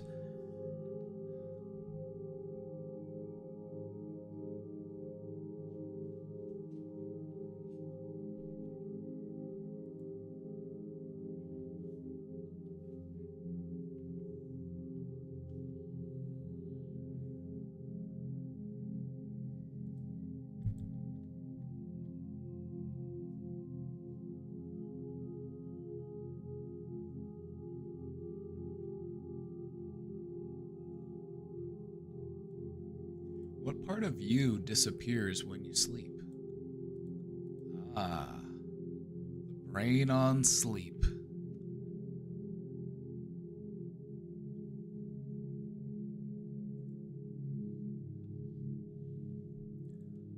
The thing about sleep is that it goes in waves.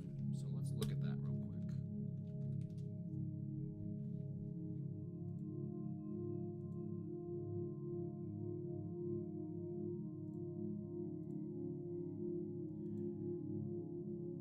Whenever you're sleeping, your brain waves slow down.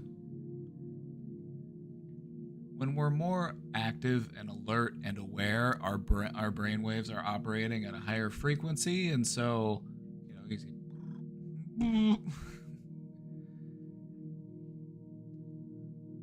But the more relaxed we get, the more spaced out those waves become. And so in deep sleep, you have these like undulating, slow moving, powerful waves, and that type of electrical activity is part of what helps your brain to like clean itself up and prepare itself to be awake again. This is part of your brain's like rest and recovery period. It's kind of cool. Now, when we're dreaming, that's when we're at our most awake. And so for most of when we sleep, we're basically on the lowest possible like power saving mode. Our heart's still beating, we're still breathing, we're still digesting, but it's still kind of slowed. Like you still digest, but like more slowly when you're sleeping. And so most of what we would associate with like awareness and consciousness and alertness is off, except for those moments when you're at your most awake during sleep, those moments when you're dreaming. Because you experience and you perceive things in your dream, and sometimes we even remember a lot of what happens in the dream. Another cool part about sleep, though, is that your body actually releases an inhibitor that prevents you from acting out your dreams. So that's why it feels weird to like try to run or to do something in a dream. If you've ever tried to like throw a punch in a dream, and it just feels like you're moving through sand or something.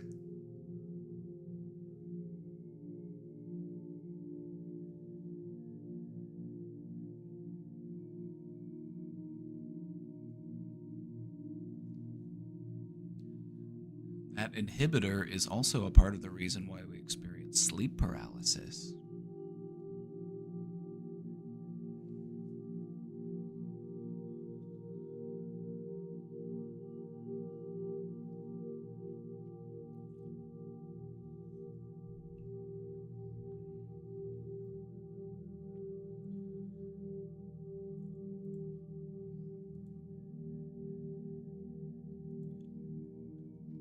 So let's talk about this.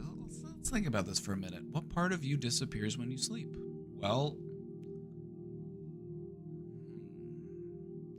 you've probably noticed that in the moments after you wake up, you might not feel fully online yet.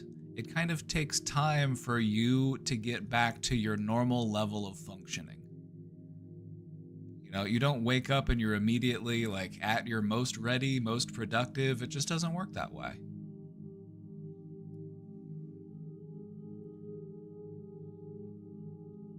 That's That's why it's kind of nice to sometimes wake up slowly, just to let your soul re-enter your body.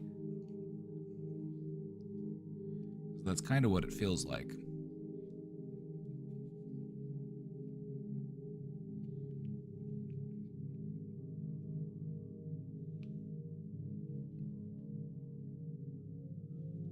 When would you say you're at your most awake? How long does it take after your alarm goes off for you to feel at your most awake? I know for me, it can take a while sometimes. I don't always try. Some days you gotta rush it, but some days I try not to. But it's definitely not instant.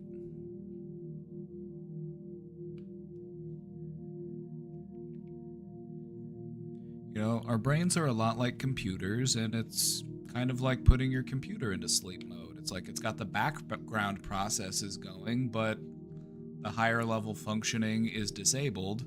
And then when you turn it back on, it has to boot back up. You know, it's got to start, all right, let's start running those programs, and then let's, you know, work our way back up to where we were.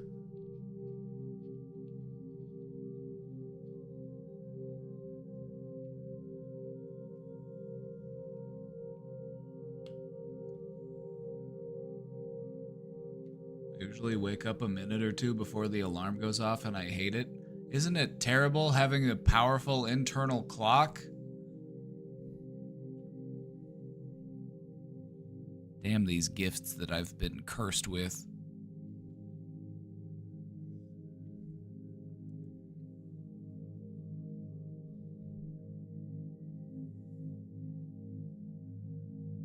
You want to know a little... This is kind of like a wake-up cheat code. This is something that I like to do, especially if I'm really tired when I get up.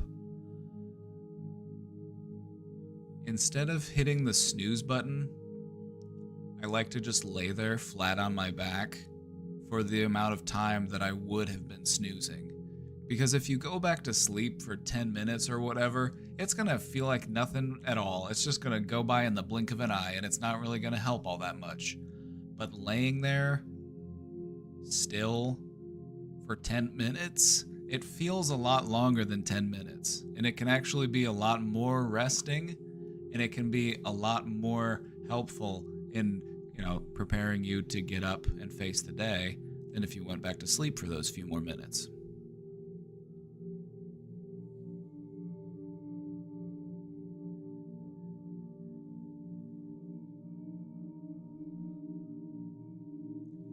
I've been waiting for coffee since we talked about that the other day, and it has actually been helping with my anxiety quite a lot. I've stuck with that one myself as well. Like, I heard this tip that if you want to kind of, you know, improve your wake-up routine, don't immediately go to drinking coffee, because that caffeine releases cortisol and it can make you more stressed or more anxious at the start of your day. But if you're able to wait a little while, you know, you take like an hour, 90 minutes or so, and then you have some coffee. What I've found is that in doing that, I no longer like crave coffee immediately after I wake up, because that's how I used to be, like, oh, coffee, oh. And then you kind of become reliant on that jolt to wake you up.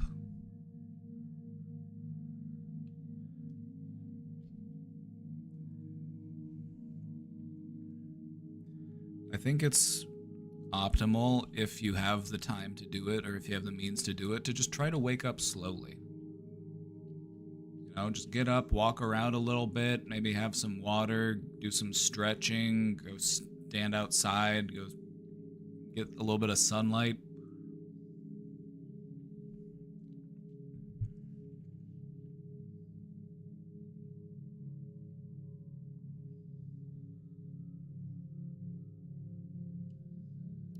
It's like trying to start a car when it's been cold outside. If you live somewhere cold, you know, it's like if you start a car up, you kind of want to let it run for a little bit before you just start driving it.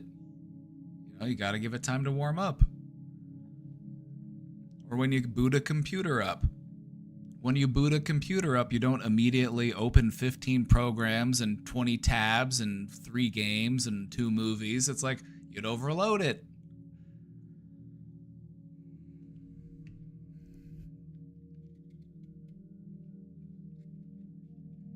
You know, we often have this pressure that's like we need to go, go, go, go, go. You gotta always be busy. If you're not doing something, you're wasting time. And it's like you can actually get more done by slowing down and doing things more intentionally and more mindfully. When you're rushing, that's when you make mistakes. That's when you slip up. That's when you end up making more work for yourself.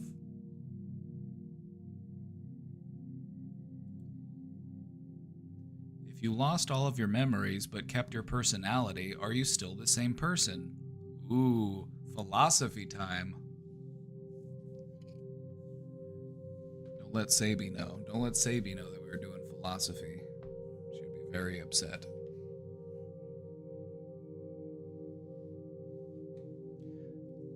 What do you think, chat?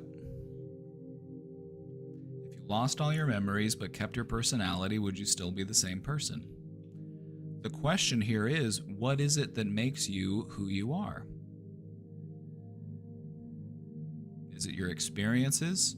Is it your memories? Is it your personality? I think it's a bit of both. It's not just your memories, it's also, who you are on the inside. It's your values, your personality. And so I think if you were to maintain your personality but lose your memories, I think you would still be the same person. You would just be the same person in a different place. If you were to somehow lose your personality, though, would you still be the same person? Or would you just be the same person in a different place?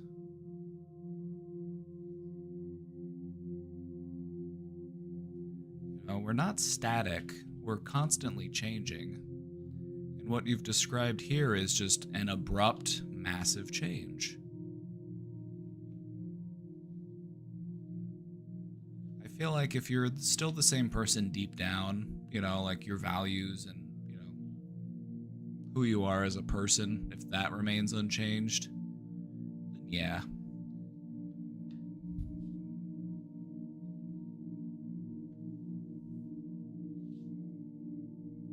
Do you have a personality without your memories? Yeah. You actually see people's personalities start to develop pretty early. You'll have children who it's like some of them are very temperate, some of them are very agreeable, some of them are very pleasant to be around, and some of them can just be very demanding.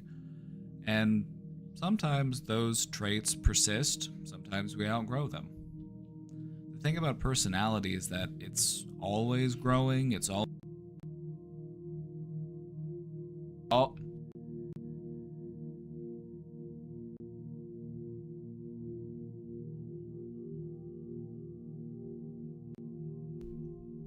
microphone.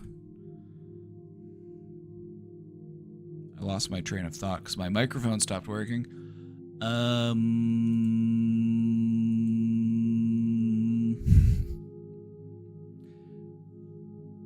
Your personality is constantly updating itself. It's always changing in small, subtle ways. And so this kind of feels like a ship of Theseus philosophical discussion. Are you familiar with the ship of Theseus?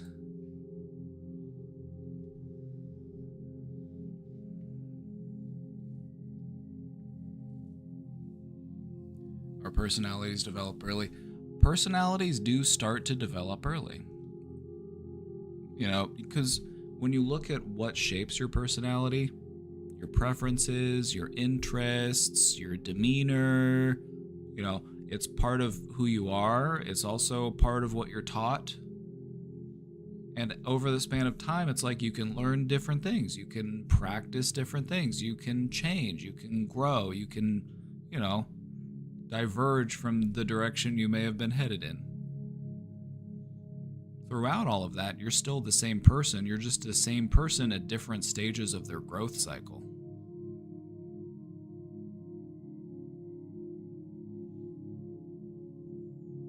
When we start to talk about like what a person's personality is, I don't think it's fair to, say like this is your personality forever. This is who you always are. This is just who your type of personality.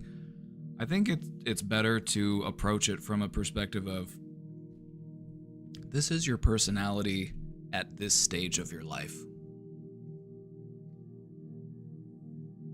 It might stay the same. It might change.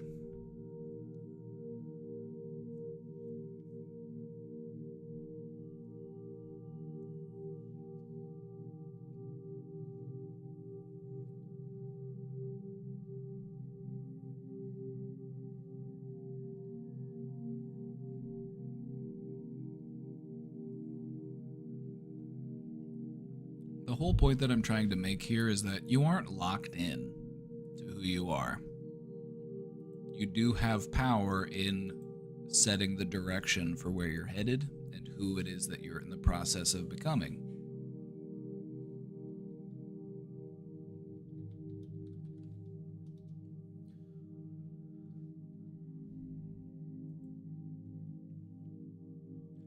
The Ship of Theseus was what we were talking about. The Ship of Theseus. This is a classical philosophical debate. If you had a ship, this is the smallest picture I've ever seen, but it's just all about this question. If you replaced every part of a ship one by one until none of the original parts remain, will it be the same ship? And if not, at what point does it become another ship?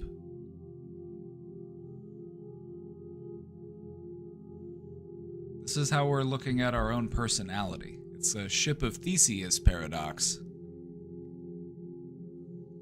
If I work on changing all sorts of things about myself, am I still the same person? And if not, at what point do I become a different person?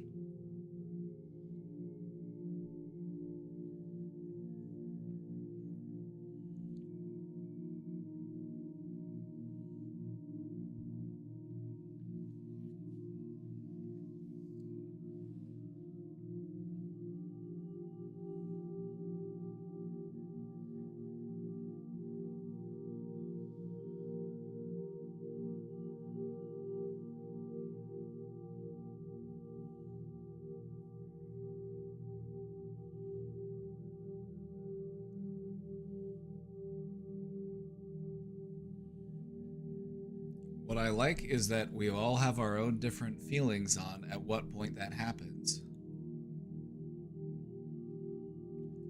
Me, I like to think it is the same ship. Because it's not about the parts, it's about the idea of the ship. It's about the concept of the ship.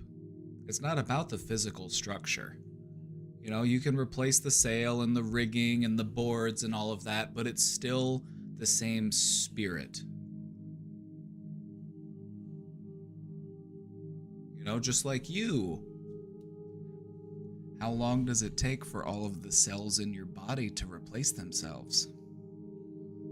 Did you know that about every 7 years you Ship of Theseus yourself?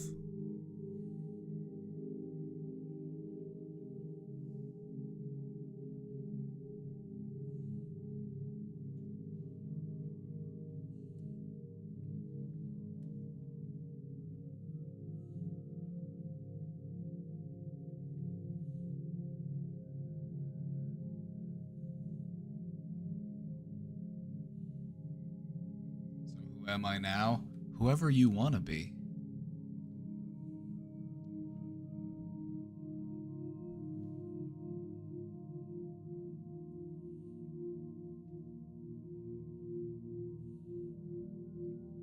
A little more free.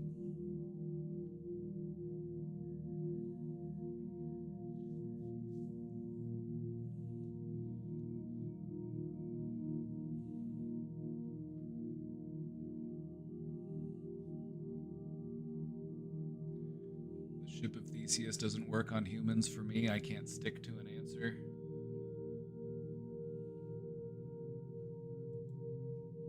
You know?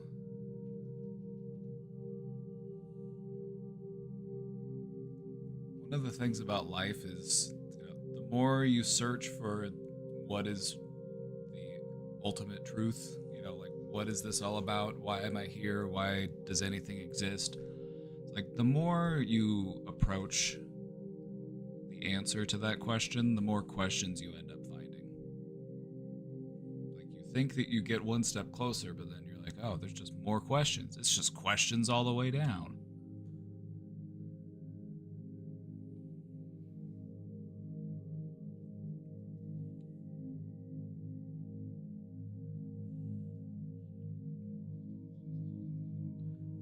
It matters less what you've been through and who you were, because those things are unchangeable.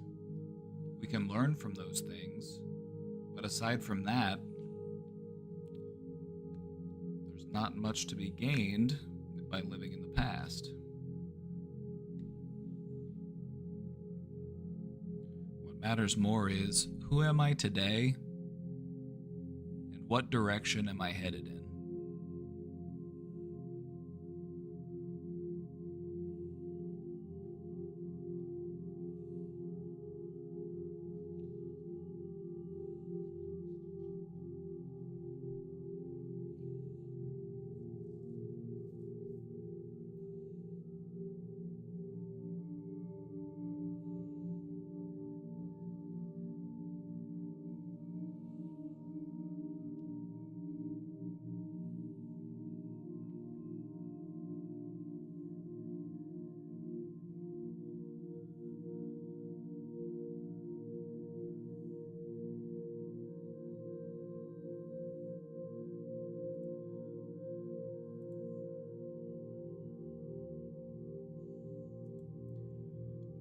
Trauma be inherited through your brain or only through genes?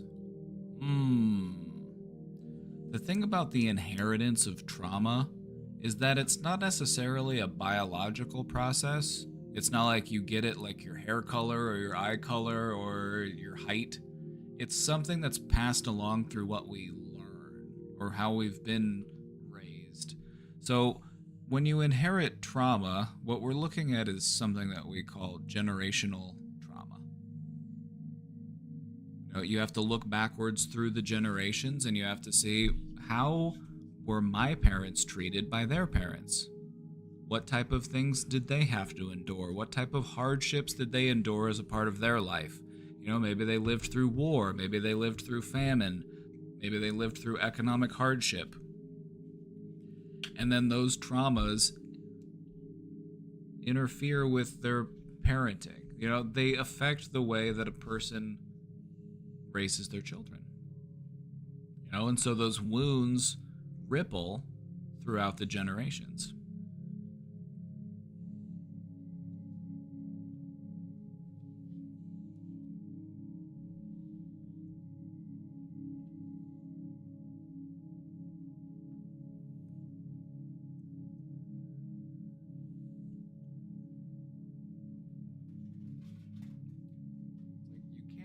Necessarily pass down trauma through just biology.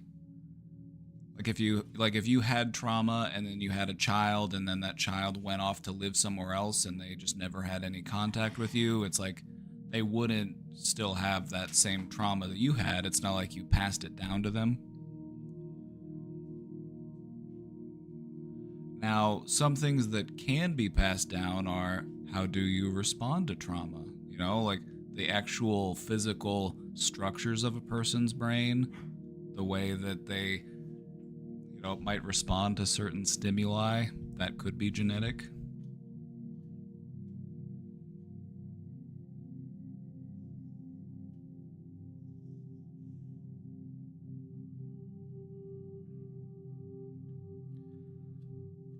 Generational trauma can be a really heavy thing to think about, but it's ultimately a very important thing to think about. All of that hardship, all of that struggle, all of those difficult things that people have had to get through to make it as far as we have.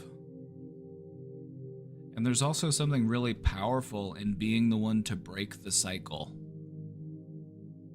You know, like maybe there's a family tradition that's been going on throughout the generations, and you're the one to break that tradition.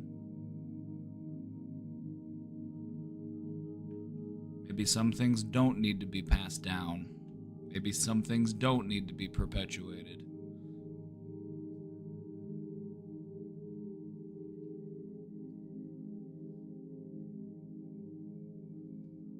If you have physical trauma while pregnant, you may literally pass down trauma. See, now that is the exception because all sorts of wonky, hard to explain things can happen during pregnancy.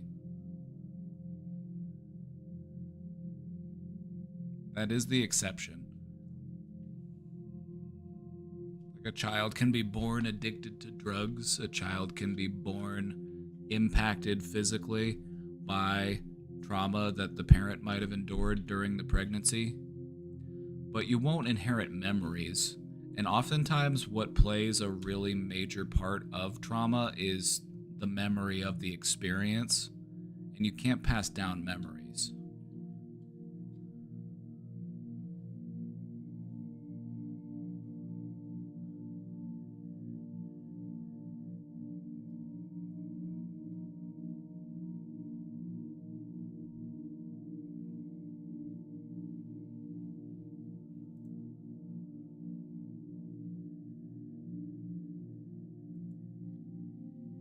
Could an advanced AI become conscious, or is consciousness uniquely biological?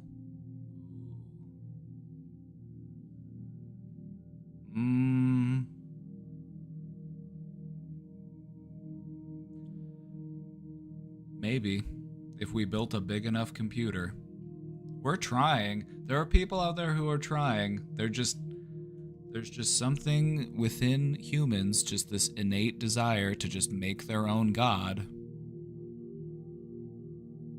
And that's what they're trying to do. They're trying to make their own God. Some all-powerful, all-knowing.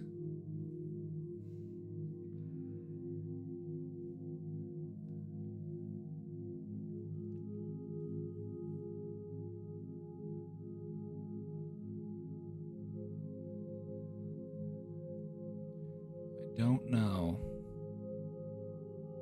I think if an AI were to become conscious, it would look different. It would look different. Because the things that would matter to it would be different than what matters to us. Like, a lot of what shapes our consciousness is we live a human life. You know, we need to eat, we need shelter, we need safety. You know, there are things that we need that will actively shape the way that we perceive reality. And that's all consciousness is how do you perceive reality? And so our own human existence shapes the lens for what our consciousness looks like. We have different desires, we have different needs. Those would be different for an artificial intelligence. And so its consciousness would look completely different from ours. So we might have a hard time recognizing it.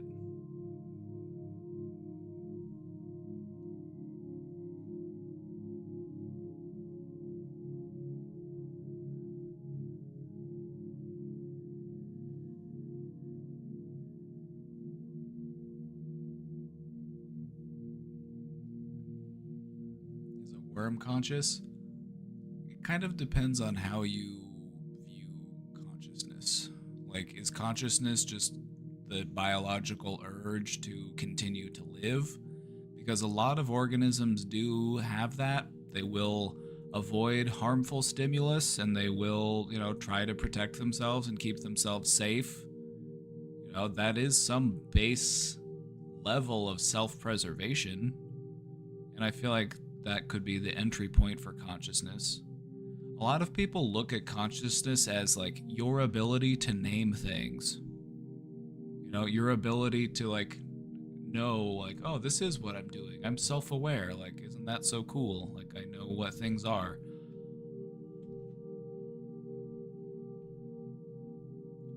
I feel like consciousness is broader than we understand it to be, because one of the things that humans tend to do is assume things based on the standard that we set. You know, like we have a standard understanding of what consciousness is because we look at our own consciousness and then we judge all other forms of consciousness based on that. So oftentimes we look at things and ask ourselves, how conscious is this? But in reality, what we're asking is, how human is it? How much does it remind me of me?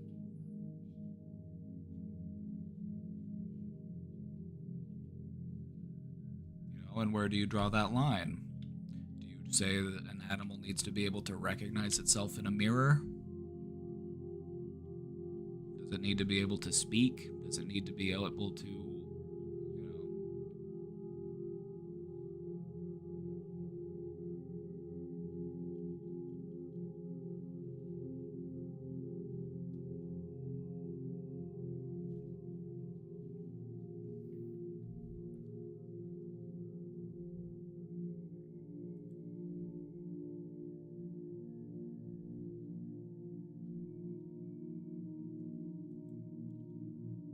What is the most you part of your brain?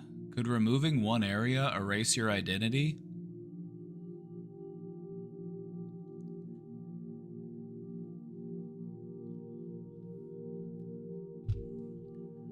The thing about our brain is that there is a lot of overlap between a lot of the functions. You know, like when it comes to your emotional processing, for example, it's like there's multiple parts of your brain that are responsible for that. As far as which part of you is the most you part of the brain, I would say it's probably the parts that are online whenever you're awake versus the parts that turn off whenever you're asleep, because that's what we typically associate with you-ness. The observer self, the part of you that's alert and aware, your consciousness.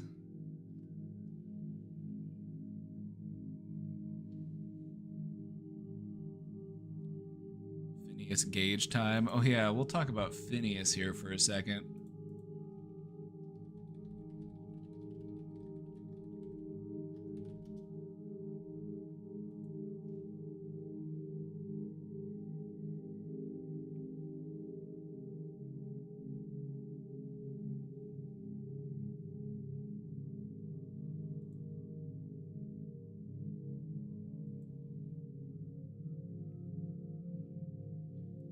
So this is a complicated question with a complicated answer. Let's just look at this for a minute. This is a comparison between different levels of brain activity, either being awake, having a lucid dream, or being in a state of REM sleep. As you can see, when you're awake, there's more of your brain that's active. That red means that it's at a higher level of activity.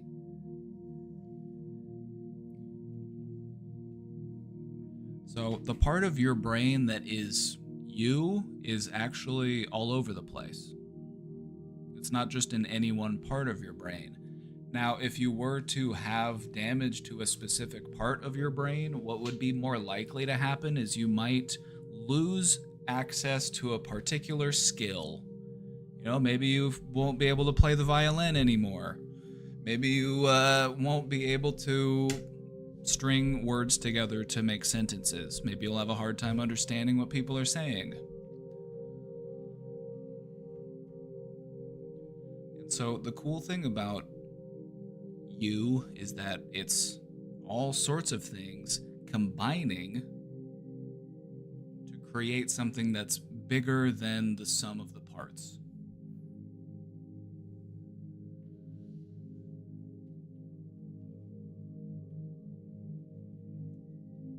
Talk about Phineas real quick. Phineas Gage is a classic case study from psychological history.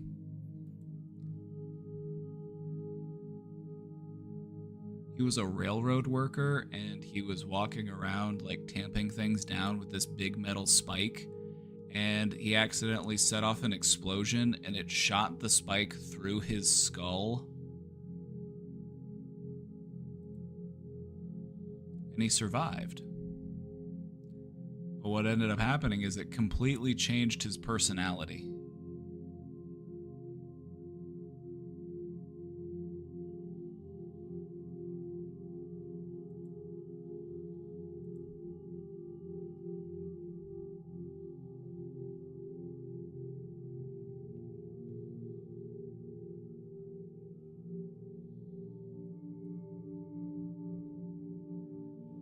If you wanted to learn more about Phineas, we could do a whole presentation on Phineas one of these days.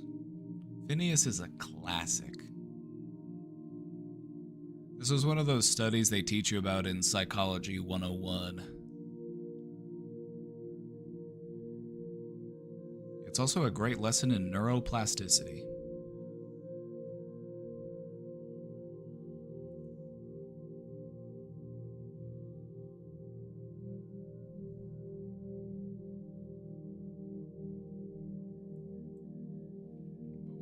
Ferb. We don't talk about Ferb. We lost him in the explosion.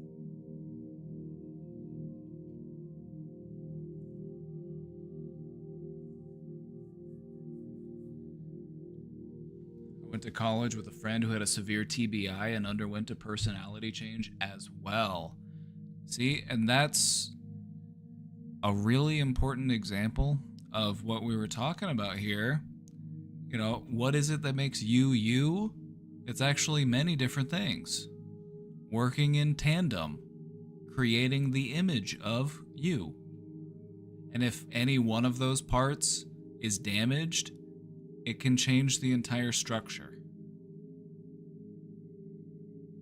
You know, you might have been friendly and outgoing and all sorts of cool stuff, and then maybe something happens and now I'm a bit more reclusive. Maybe I'm a bit more distant. And the thing about these types of brain injuries is they don't actually just have to be physical brain injuries. They don't have to be just physical brain injuries. Trauma can also damage the brain.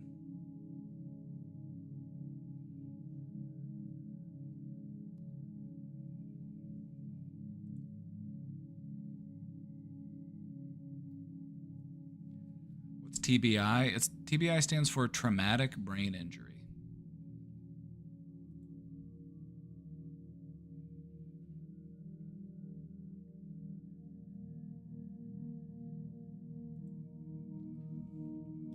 How do you deal with bigoted people? I have a few people close to me that are openly racist. I can't read today. How do you deal with bigoted people? I have a few people close to me that are openly racist/homophobic, and I would like to help them get rid of some of their prejudice. Is it even worth trying to help them do that? If you do, you're doing the good work. Like, don't you want them to change? Don't you want them to not be the way that they are? Like, if you want people to change their mind, sometimes you have to be the one that steps up and says, all right, I guess I'll be the one to educate you on this.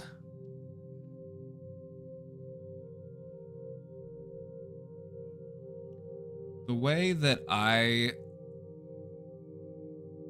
think, you know, the way that I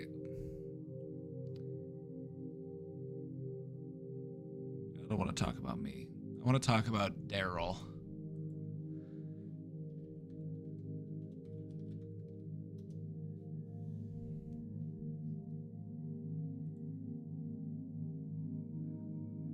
This question makes me think of my man Daryl. Daryl Davis. Daryl Davis was a black blues musician, and he spent time over 30 years befriending members of the KKK. And he convinced over 200 of them to leave and to give up their robes. The key to persuasion is to lead with empathy. If you're trying to get someone to change their mind, you don't just go up to them and start telling them all of the reasons why you're wrong. You need to understand why they believe what they believe. Ask them questions about their beliefs. talk about their beliefs, explore their beliefs with them, help them come to the conclusion that you've come to.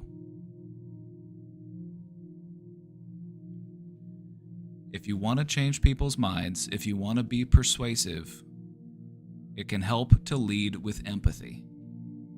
Because if you go on the attack, then they just get defensive, and it might actually reaffirm their beliefs.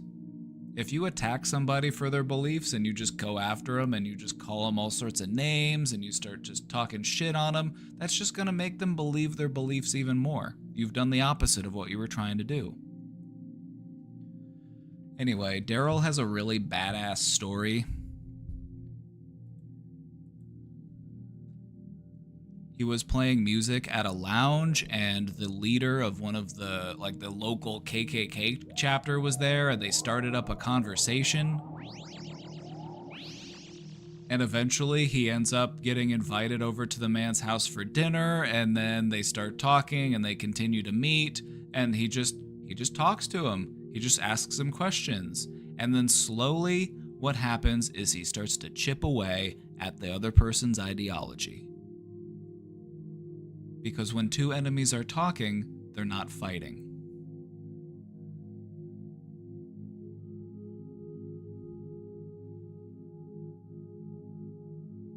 Anyway, this interview with Daryl is really great. I would encourage you to check it out. You can find it here. It's on the NPR website. The story of Daryl Davis, how one man convinced 200 KKK members to give up their robes.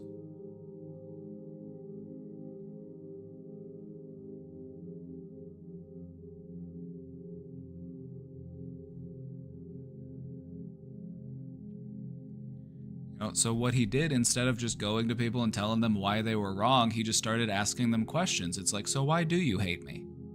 Why do you believe that? Like, okay. And then he just...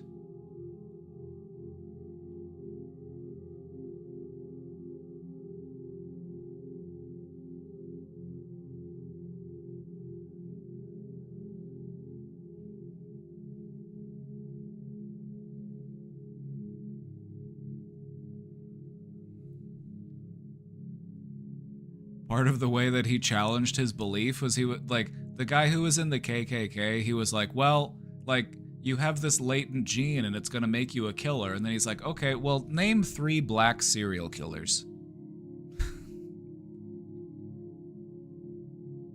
And then he just named a bunch of white serial killers, and he's like, see? You must have a latent gene to be a serial killer. Like, so part of what you need to do is, like, you need to understand why a person believes what they believe, and then you need to just understand their logic and then use their logic to help change their mind. That's how you do it. The problem is that most people try to change other people's logic using their own logic. Like, I can't just change your logic using my logic. I have to understand your logic so that I can work within your worldview, so that I can work within what you already believe, instead of insisting that you build this entirely new structure. I'm going to work with what you got.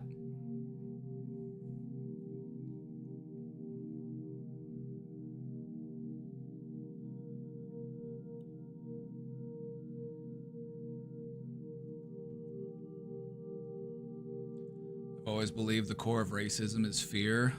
True. It's fear and it's propaganda. You know, if you can convince 2 poor people to hate each other for any type of reason, you know, the color of their skin, their country of origin, their belief system, whatever, like, you can continue to exploit them both.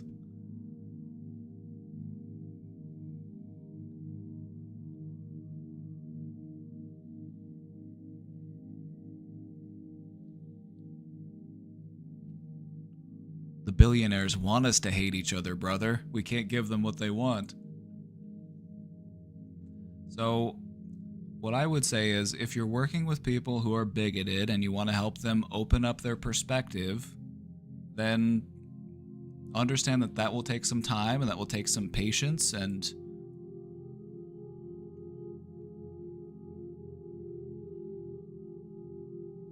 it is entirely possible.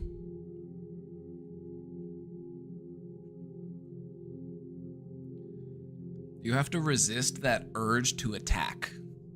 Because whenever you are approached with worldviews that you might just view as absolutely abhorrent, it makes you want to attack. It's like seeing a big nasty bug and you just want to be like, ew, and you just want to like stomp on it. It's like, we have to resist those urges. Whenever we go on the attack, people just retreat into their shells, and then you're not going to do anything to change their mind. Small dose of Vsauce out of context. All we know is that some very weird stuff happens there. 3, 4, 5, 6, 7, 8, 9, 10, 11 and a half.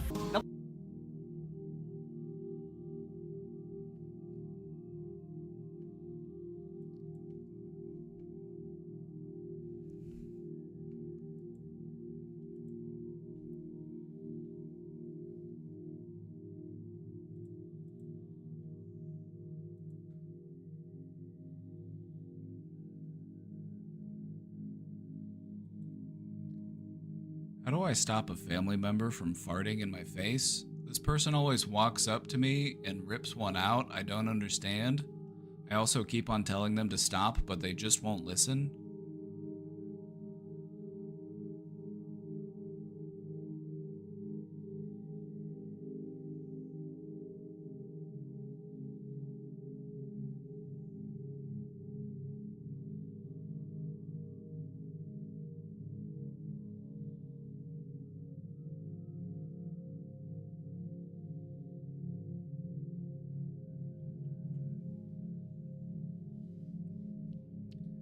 The answer to this kind of depends on who the family member is, how old they are, you know, what ways we might be able to convince them. You know, if asking nicely doesn't work, then maybe we have to try something different.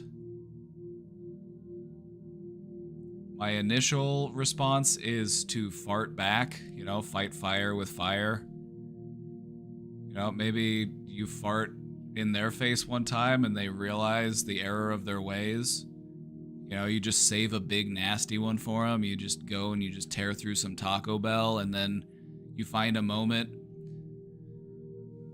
You ask them a question. You ask them a question that they've just been begging someone to ask them, and you're like, hey, can you tell me more about this specific thing that you're interested in? I would love to hear more about that.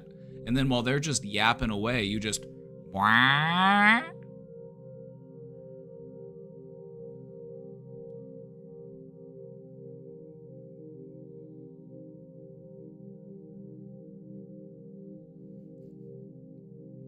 You get them talking about Warhammer, and then you just wah.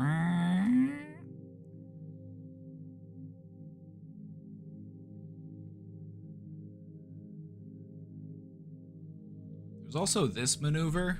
Some of you might be familiar with this maneuver, where you kind of, this isn't a gun, this is what you just do it with your fingers, okay? But I've seen that some people will kind of like, you know what I mean? Just give them a firm, you know what I mean? Check their oil.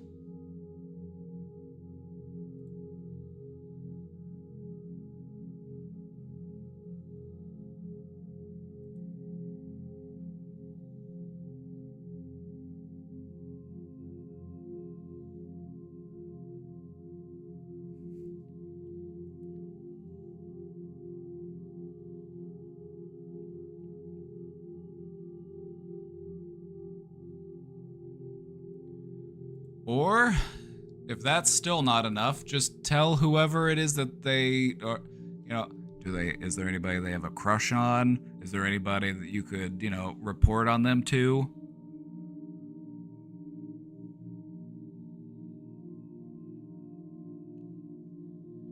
Like, oh, you like to fart in my face, huh? Well, I guess it's gonna be really embarrassing for you when I tell your crush that you like to fart in people's faces, you sick freak.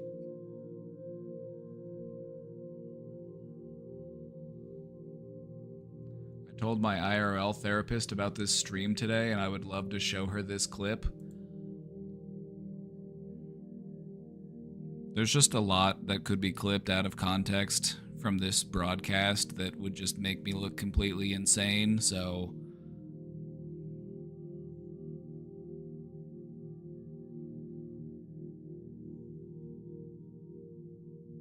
What you might need to do is you might need to recruit some assistants. Like, do you have an uncle that just really rips the nastiest farts? Like, you need to find people that you can call to your side that can aid you in this. You know, do you know anybody who just reeks some nasty business? Do you know anybody who just absolute corpse gas?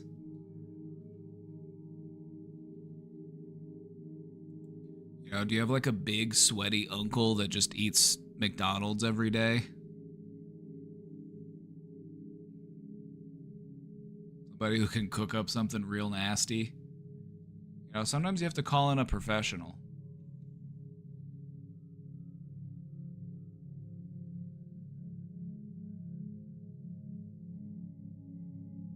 You could also lie and say that they gave you pink eye and then just make them feel bad about doing it. Just be like, I had to go to a doctor. I got pink eye because you farted in my face. Now I need you to pay my medical bills. I got conjunctivitis.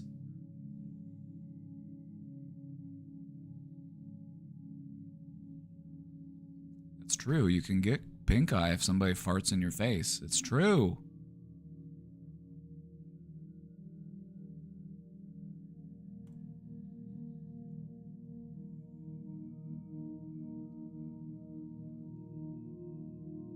Also, I think that farting on somebody is technically assault.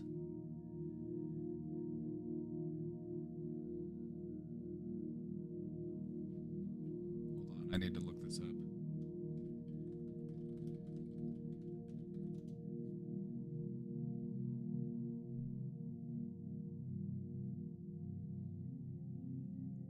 Intentionally coughing on someone, I know, can be classified as assault, but intentionally farting on somebody, you know, it could be the same thing.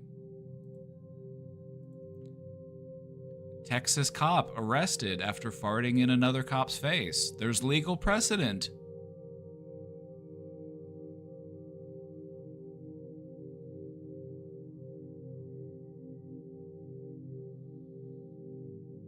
He was charged with assault with injury, Class A misdemeanor.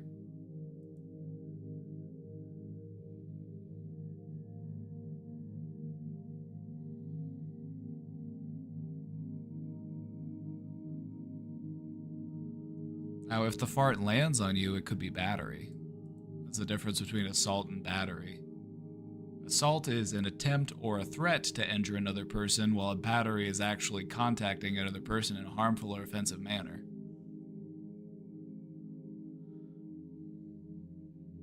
So I think you could, you could have him arrested. You could press charges.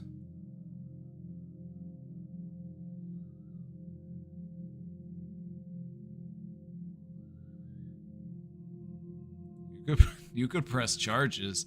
There's legal precedent. You can't just fart on people.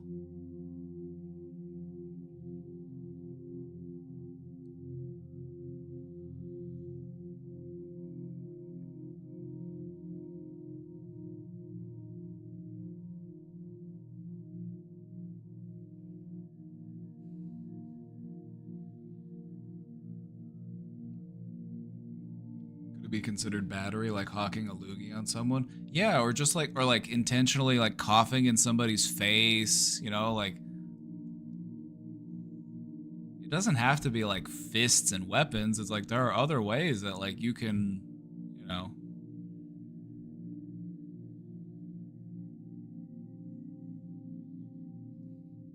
it's all about, it's not just like, because sometimes it does happen accidentally, right? Like you can accidentally fart. But if you're intentionally going up to somebody and farting in their face with the intent to do harm to them,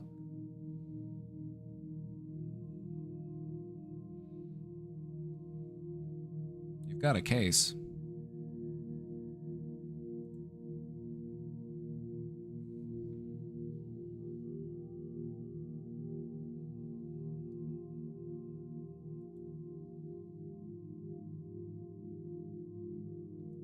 we're gonna pivot here. We're gonna pivot here and get back into some questions. I'm trying to start dating again since I was in an abusive relationship a year and a half ago. I have become more afraid of men and start looking for warning signs of violence and emotional abuse in everything. Because of where I currently live, I have to use dating apps and travel for dates. I haven't gone on a real date yet, and I'm very scared, but I'm going to tomorrow. How can I make myself less fragile so random assholes on dating apps don't get to me as easily?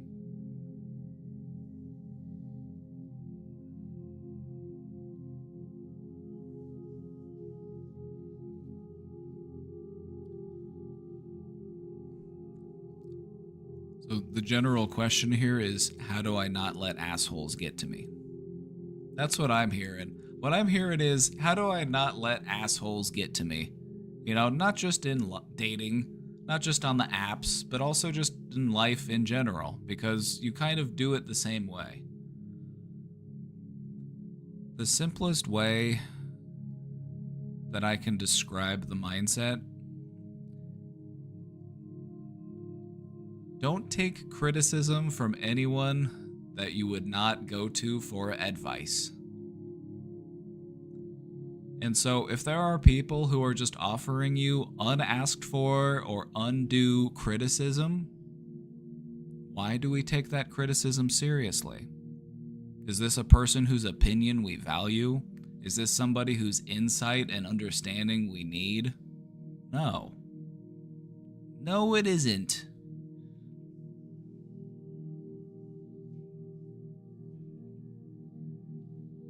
Don't let people who don't know you tell you who you are. Also, remember that the reason why these assholes do what they do and try to make people feel bad about themselves is because they've bought into some really shitty, underhanded dating tactics that involve devaluing the person and lowering their self-esteem so that they're less likely to turn you down. Like, it's just nagging behavior. These people are losers. These people are losers.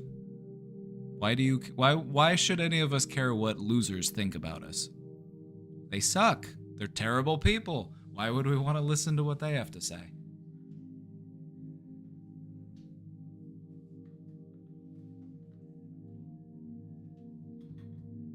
Good luck in the dating game.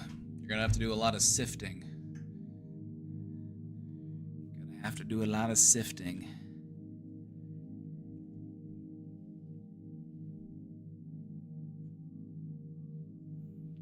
Anyway, you also said, how can I make myself less fragile? By working on building yourself back up. You know, just try to be aware of the content of your thoughts. How am I treating myself? How do I engage with myself? What sort of beliefs about myself am I reinforcing? These beliefs serve me? Are these beliefs helping me, or are they hurting me? So I think going through some of those thoughts and just trying to maybe let go of some of those self-defeating thoughts can help you to feel a bit more strong, a little bit more secure.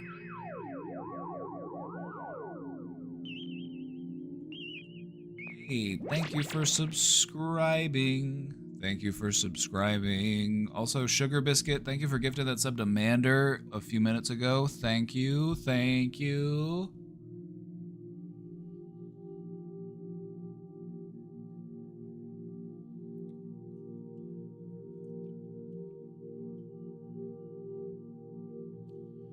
Also, be aware of the early love bombers. Yeah, you gotta watch out for them too.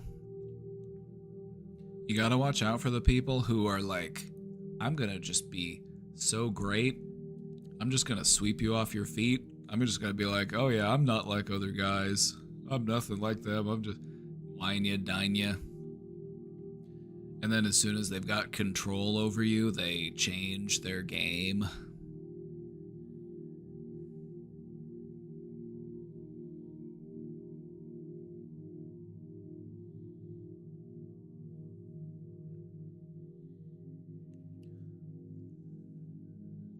listen to your gut. Listen to your heart. You know, take all of your senses into consideration when making these types of choices.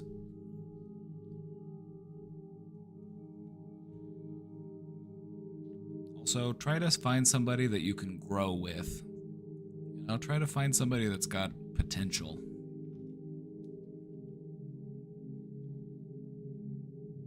Try to find somebody that motivates you to be your best self.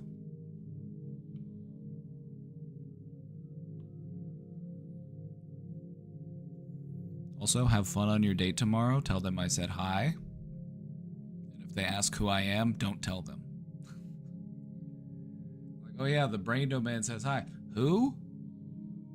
What? Huh? What'd you just say? Who says hi to me? Oh, I didn't say anything. I don't know what you're talking about.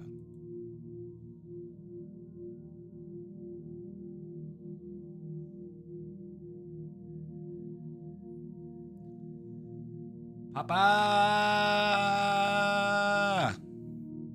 How do I overcome the fact that my BF's ex and my BF hang together with the friend group?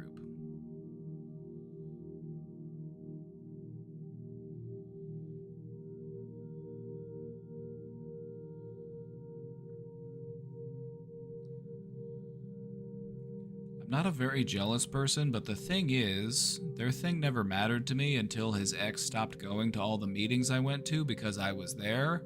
And well, I talked to my boyfriend about it, and he told me that it's something in the past, but I feel like it's not. It most, like...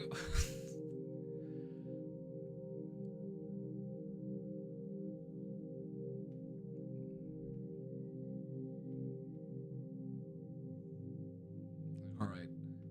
Boyfriend needs to not play dumb. Like, don't play dumb, brother. Don't play dumb. It's like, yeah, sure, it's all in the past, except they just don't like to be around whenever you're around because... Why do you think that would be,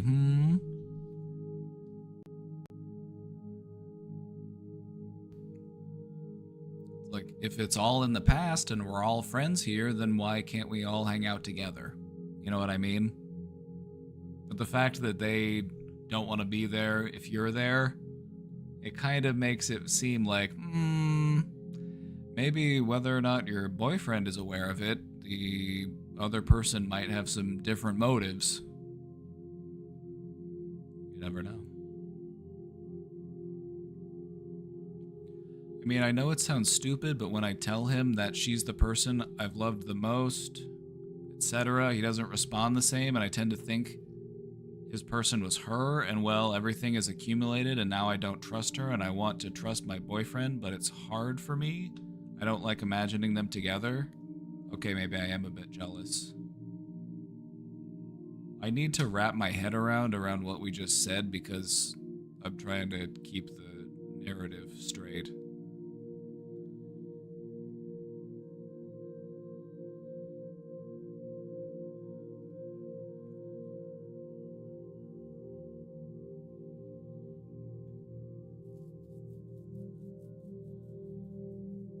Tell him that she's the person I've loved the most, etc. He doesn't respond the same, and I tend to think his person was her.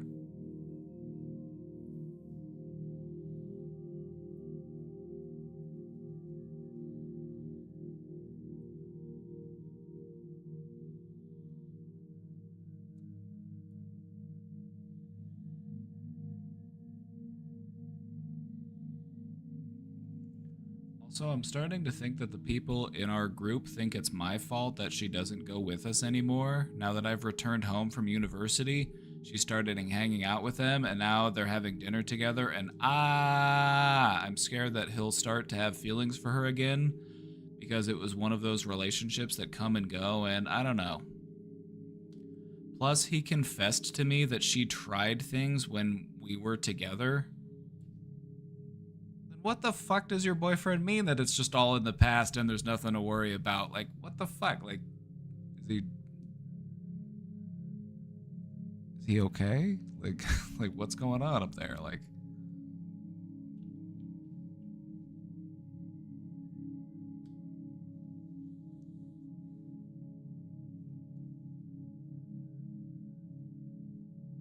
Something smells funny with this. This doesn't quite pass the sniff test. If she's tried things when you were together, then that means that she does not respect the boundaries of your relationship. That, combined with the fact that she doesn't like to hang around whenever you're around, it kind of makes me feel like she's hoping to get back together with him, whether or not your boyfriend wants to acknowledge that. Also, it's not your fault that she doesn't hang out with them when you're not there. It's like, that's her decision. You're not making her do anything.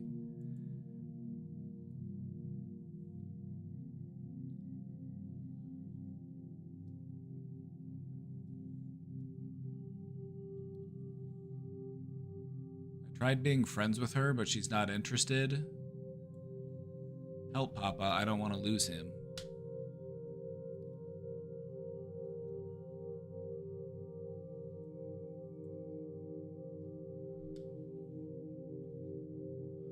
I don't know.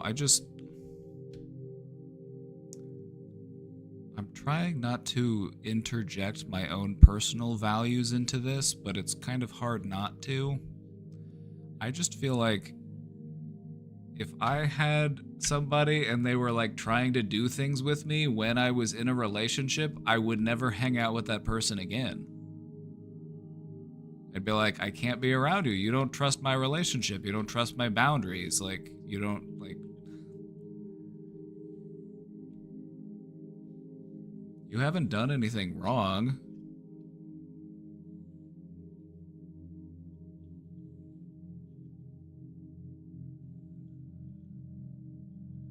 You haven't done anything wrong here. Also, your boyfriend needs to stop being so dense.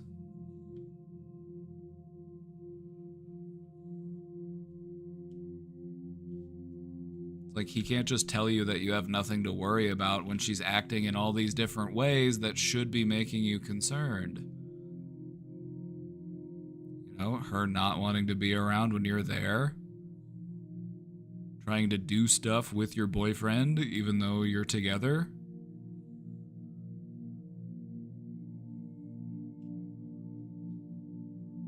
Like, you have every right to be uncomfortable with that. I would be.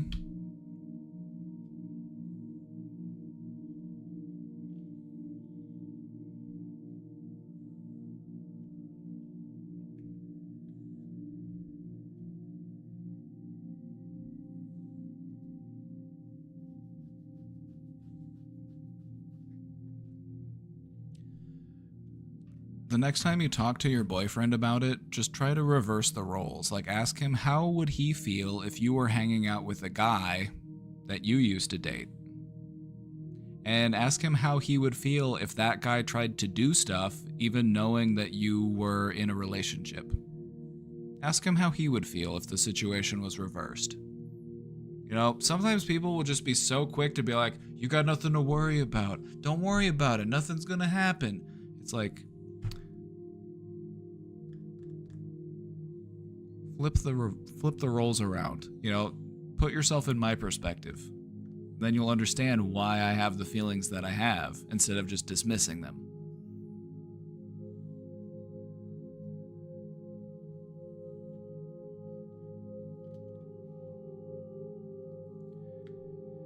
Anyway, I feel like you deserve somebody who shows you respect and loyalty, you know?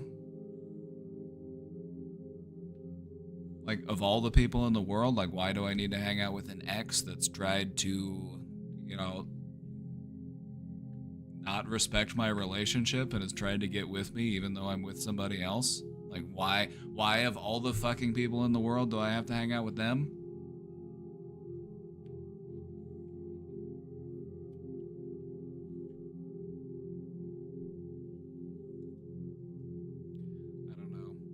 His actions need to back up his words. He can't just tell you that you need to not worry, because that doesn't work. That doesn't help. Like, clearly there's more going on, whether or not the boyfriend wants to acknowledge it. Sometimes people can just be so dismissive and just so they just put their blinders on and they're just like, no way, there's just no way, no, that'll never happen. It's like,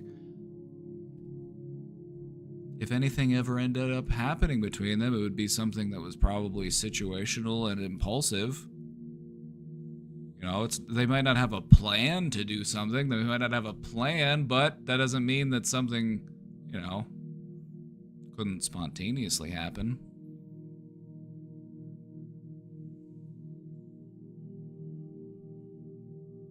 Like, he needs to show you that he understands how you feel, and he needs to give you that peace of mind that you've got nothing to worry about. But right now, it seems like he's acting in such a way with this type of person that you do have things to worry about.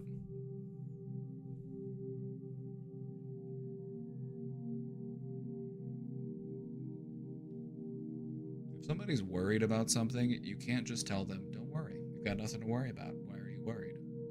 That has never worked. In the history of worry, that has never worked.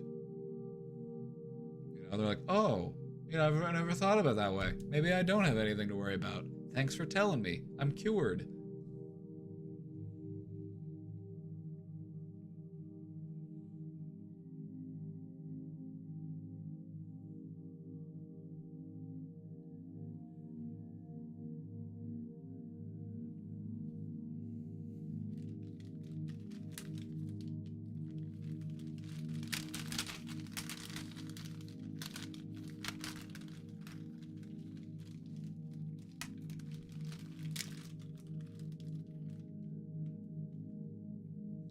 I would just keep talking to him about it and just let him know.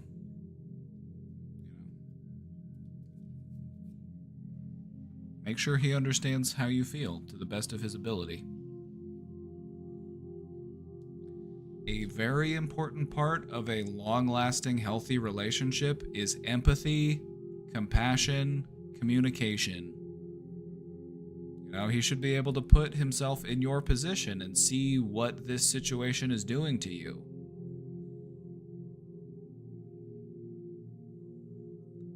Like, if there was somebody that it bothered my significant other that I was hanging out with them, I would stop hanging out with that person because I care more about how my significant other feels than about being friends with this person. You know what I mean?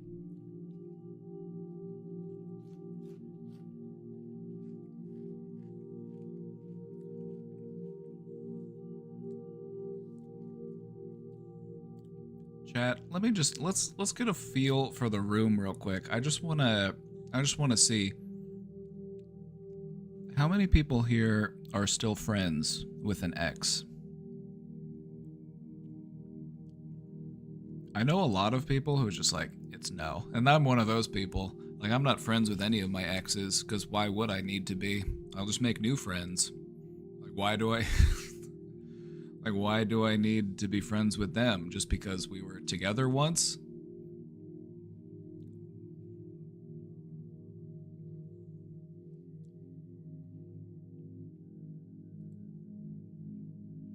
Some people are more okay with it. Me personally, I'm just like, there's no sense in it. Why bother? It just sounds like unnecessary mess. You know, it's not like I have to have any ill will towards that person. It's not like I have to be like plotting their downfall or hating them. It's like I can want them to have a happy, productive life, but I just don't have any place in it, and that's okay. Like, go your separate ways. I wish you all the best.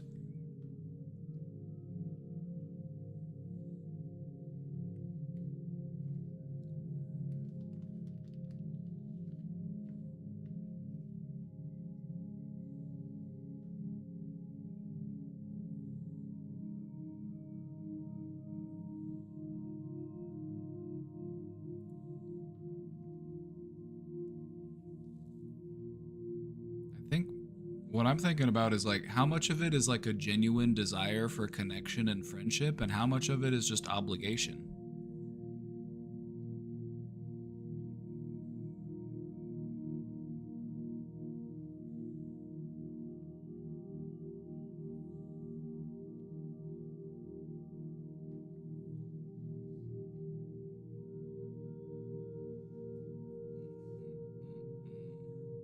You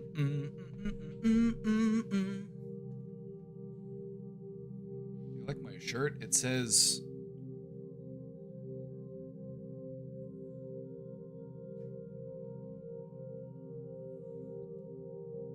It says. T-Witch. I don't know what that means. T-Witch?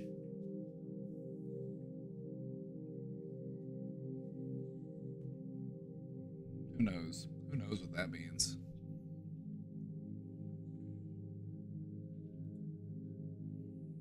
I could go for a T-Witch right about now. I'm getting pretty hungry.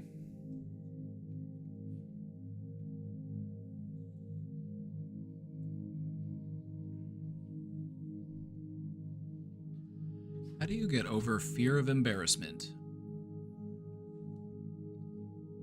I've been really struggling at work with a paralyzing fear of messing up on paperwork. The nature of my job is that if I made a mistake, everyone in the office would find out one way or another. It would be really embarrassing. I'm so anxious about this, I'm losing sleep, lol. Okay, let's talk about this. Something that might be helpful to try is this. Play that tape out. What would happen? What would you do? How would you respond if that were to happen?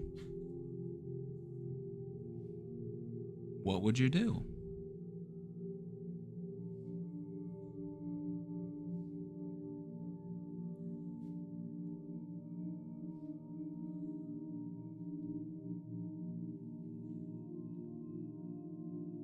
Let's say that you were to make a mistake and somebody caught on to it and you had to own up to it. What would you do?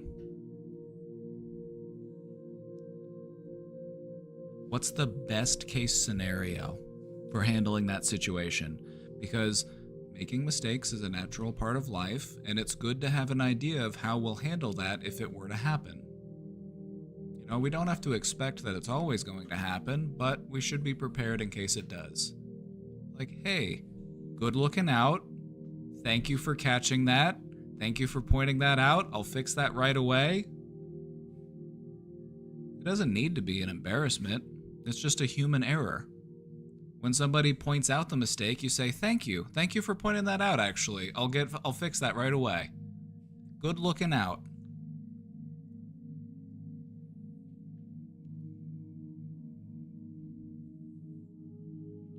If you can feel more comfortable in your ability to respond to those types of situations, it'll help you to reduce that stress. The thing about fear of embarrassment is that it keeps you in such a high level of stress and anxiety that it will probably end up leading to you making more mistakes. You're creating a self-fulfilling prophecy for yourself. All of that worry, all of that fear, it may end up making you more likely to make a mistake.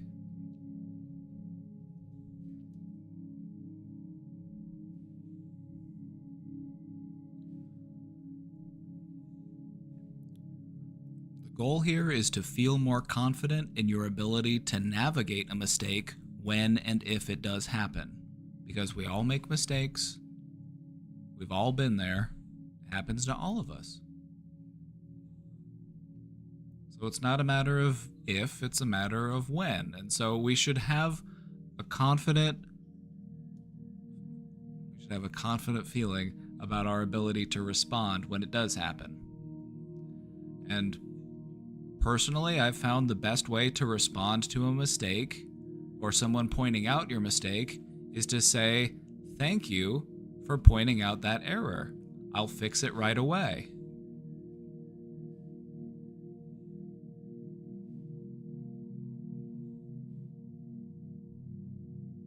And then you fix it and then you move on, and that's it.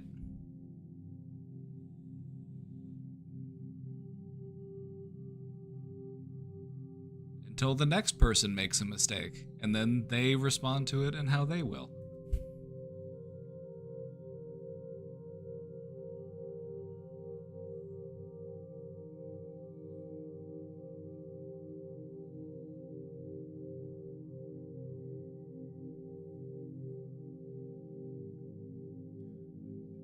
It's true, I get stuck in my head about it and just make more mistakes. Exactly. You know, and so I think the best way to get through this is to just recognize that mistakes will happen. And so if I'm just worried, overly worried about them possibly happening, that's actually making it more likely that they will happen. I'm better served by just knowing that if I were to make a mistake, I'll handle it okay.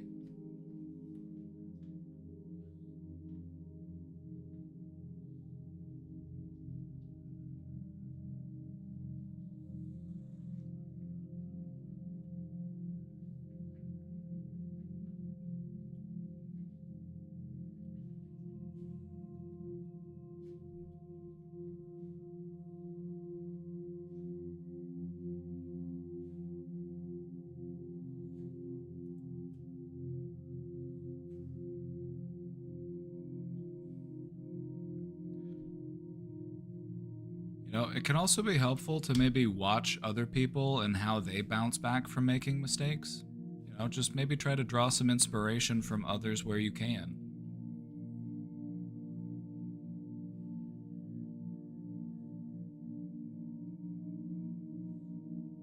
A big part of what determines how other people will respond to your mistakes are how you respond to your mistakes. Are you affable? Are you accountable?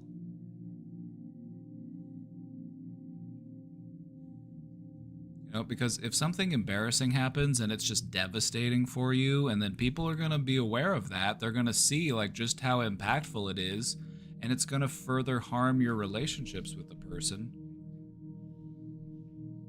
So just try to be cool. Somebody points out a mistake, you say, "Thank you. Thank you for pointing that out. Can't believe I missed that. Good looking out. Good eye."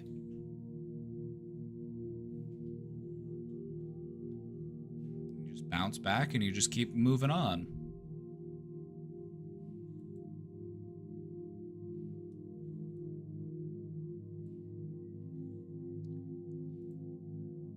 Sorry for my English. No apologies.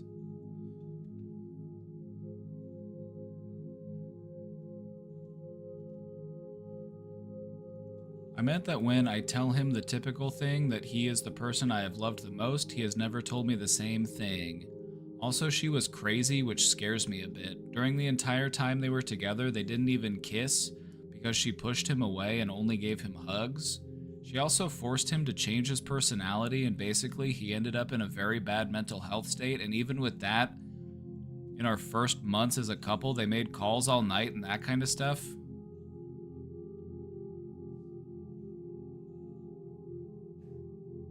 He has changed. They don't talk anymore, but I don't know. I'm scared because he might think that maybe she's changed now and try again with her. Do you think I should talk to him? Yes. I think you should. I'm afraid he'll get bored of me talking about her again and end up getting angry or thinking that I'm a toxic, crazy girlfriend. Papa, I'm really, really in love. You're really, really in something, but I don't think that you're really, really in something.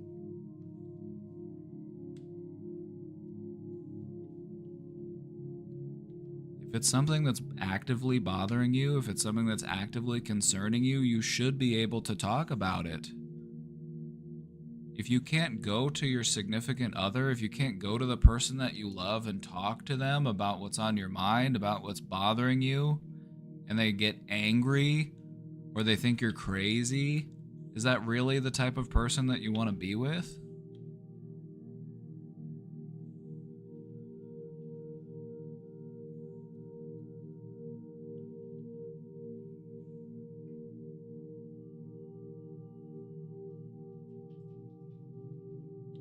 I don't know. I'm just thinking about all of the stuff that you've described that they've been through. It's just like, why would he ever want to hang out with her again? Like, I don't get it. I don't get it.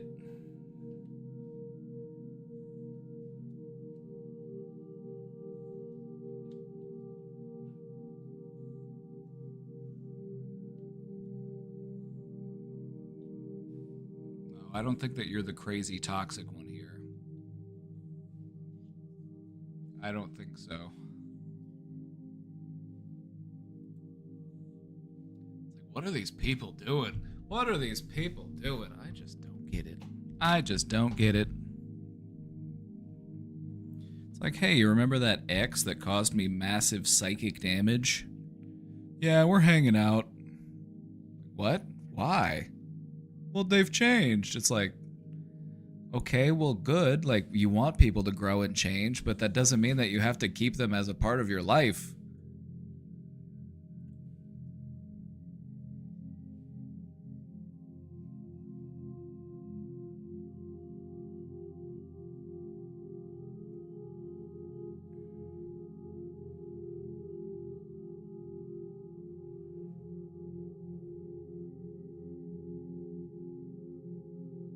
I don't know. I would talk to your boyfriend about it because, like, something's just not adding up here. The math isn't mathing.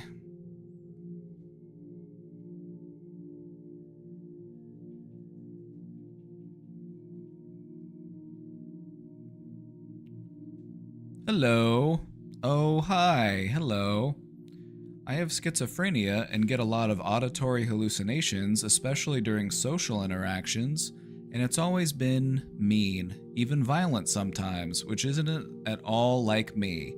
But it is me. It's my own brain saying this, and I'm basically the brain. I'm scared that this is what I truly want. Okay, just so you know, just to give you some just let me just tell you, it isn't. It isn't what you actually want. It isn't actually you. You are not your thoughts. You are the thinker of thoughts. You are the one that experiences your thoughts.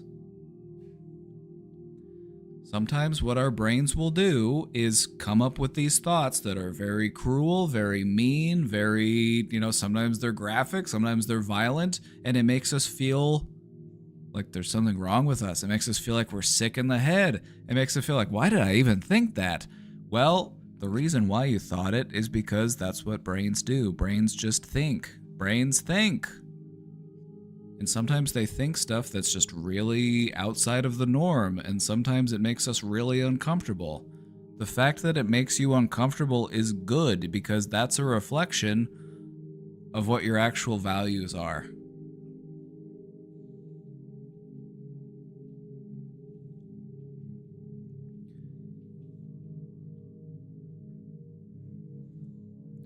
An auditory hallucination has a lot in common with an intrusive thought.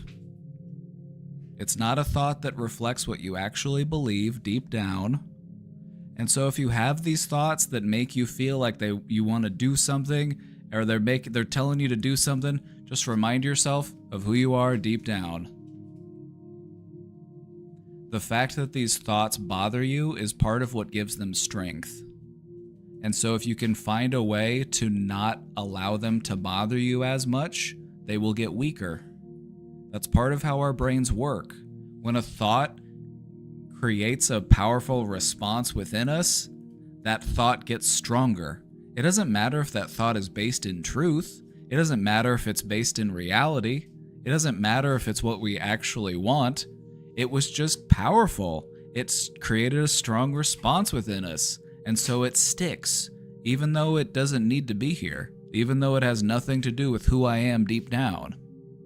The fact that it bothered us is what gives it its power. So what can we do to allow those thoughts to not bother us so much?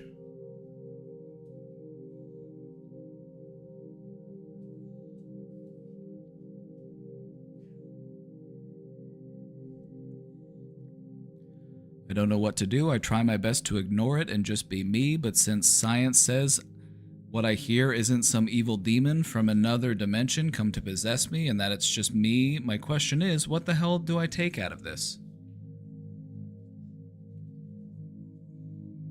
You are right, this isn't some sort of extra-dimensional demon trying to possess you. This is just your brain trying to figure out what is real, what do I actually believe, what do I actually want to do, and sometimes in trying to solve that question, it comes up with some really weird answers. It comes up with some really weird questions. Comes up with some bizarre recommendations.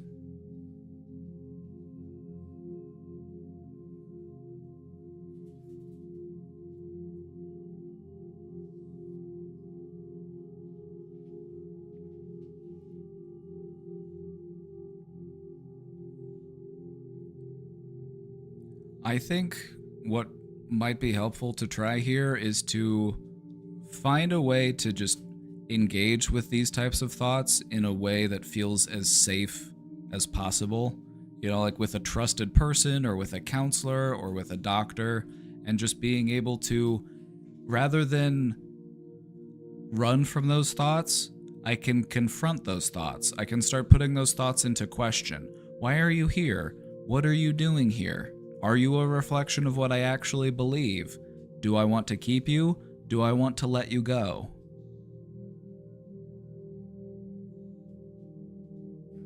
You can change your relationship with your thoughts. You just need to remember that you are not your thoughts. You are simply the one that is experiencing your thoughts. And we have control over how we respond to those thoughts.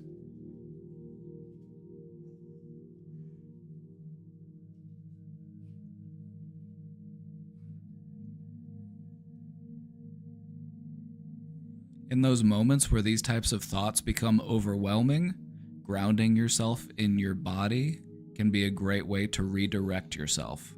Focus on your breathing. Focus on what you can sense around you. What are some things that you can see? What are some things that you can touch? You know, focus on the physical sensations. Redirect yourself away from the content of your thoughts.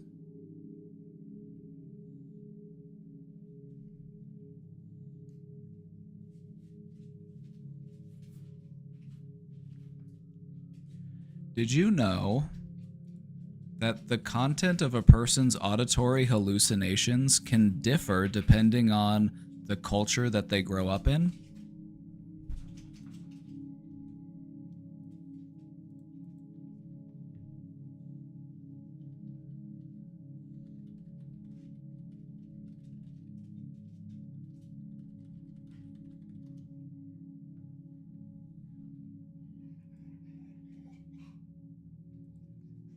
Auditory hallucinations are shaped a lot by your local culture.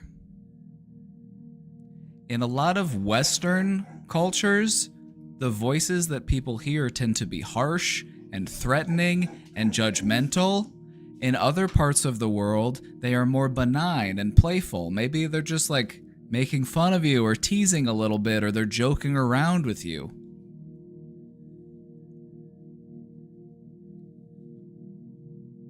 Is this something that we can change? Is this something that we can train ourselves to do?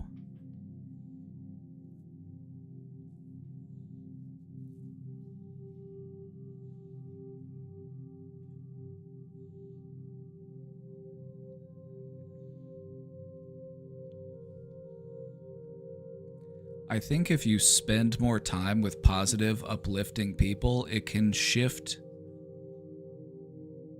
the patterns of your thinking. You can also shift the patterns of your thinking by intentionally introducing thoughts to yourself.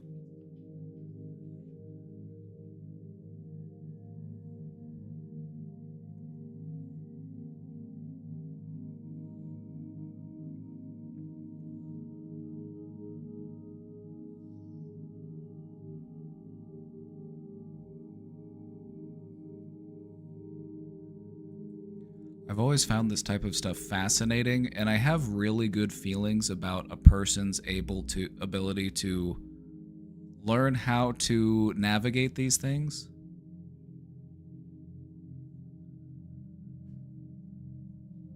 It's your brain, all right? It's your brain, and you have a say in what direction it is headed. You might not be able to choose the content of your thoughts. You've probably noticed that sometimes you can't always decide what it is that you think about. A thought is just a reflex. It's just the natural byproduct of your brain being online. we can't control the explicit content of our thoughts, but we can kind of shape the direction that our thoughts head in.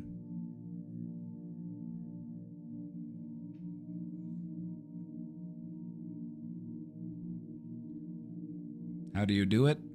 Well, whenever your thoughts start to get uncomfortable, instead of feeling uncomfortable and responding the way that we would normally to that type of thing, what we want to do instead is take that as a reminder or as a prompt to practice positive thinking. My thoughts are telling me that I'm no good. My thoughts are telling me that I'm a waste of space. Instead of believing those thoughts, taking those thoughts as true, validating those thoughts, I'm going to recognize these are the types of thoughts that I'm working on letting go. What sort of thoughts would I like to think instead? And then you fill in the blank. This is you training your brain to think differently. With persistence and repetition, it works.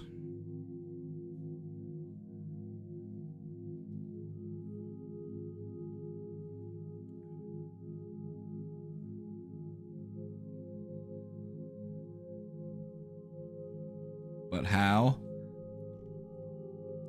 The way that we think helps to determine the internal structure of our brain. We can change the way that our brain works just by changing what we think about. And we can change what we think about by introducing thoughts to ourselves.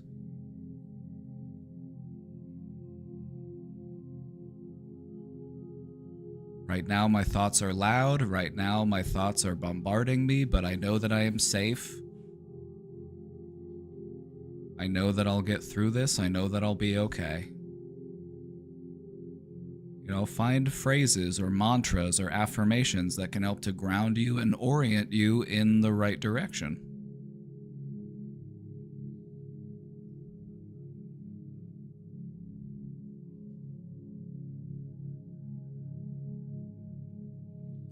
Also, just inverting the thoughts work for me. Instead of what if I'm a bad person, ask yourself what if I'm a good person? What do good people do? What sounds like me and where can I be better? Exactly. What you're getting at there is here, let me pull this up real quick. I had a presentation on intrusive thoughts, and intrusive thoughts and auditory hallucinations have a lot in common. One of the best ways to deal with intrusive thoughts, let me find it here real quick. Engaging in value-based actions. Value-based actions. If my thoughts are telling me I'm a terrible person, what is an action that I can do that is in line with what my values actually are? You know, if my thoughts are telling me I'm awful, but deep down I feel like I want to be a good person, what would a good person do? Go out and do things that are based on what your values actually are. Prove your thoughts wrong.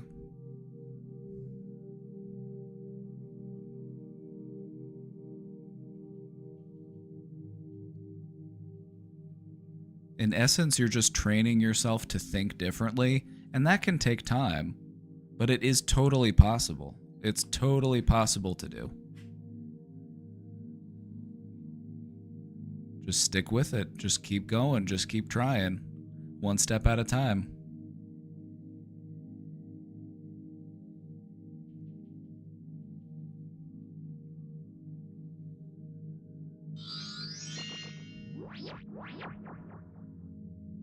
It's Harmonic. Thank you for the 3 months. Thank you. I have them at midnight. Yeah, these types of thoughts will often pop up whenever our guard goes down, and sometimes late at night, that's when our guard goes down.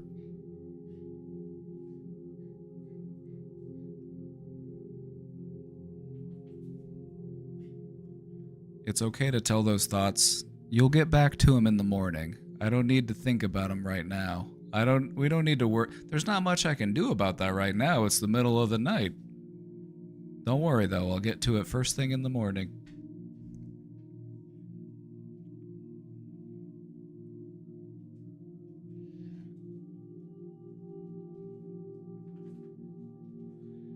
Anyway, practicing how we engage with these thoughts and changing these thoughts is totally possible. You identify the thought as it is. We defuse it. Just recognize this is just a mental event. This is not a command. This is not a truth. A thought is just a mental event.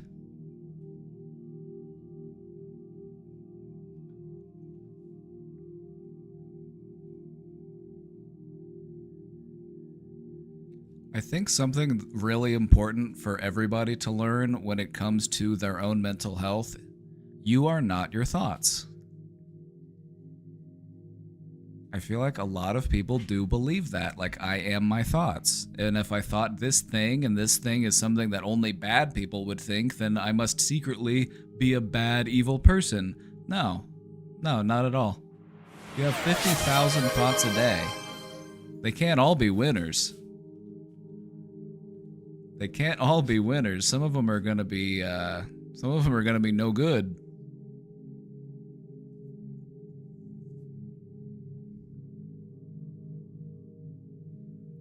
It has less to do with the content of your thinking and more to do with how you respond to that thought. And that is something that you can definitely learn how to do. You can learn how to respond differently to the content of your thoughts.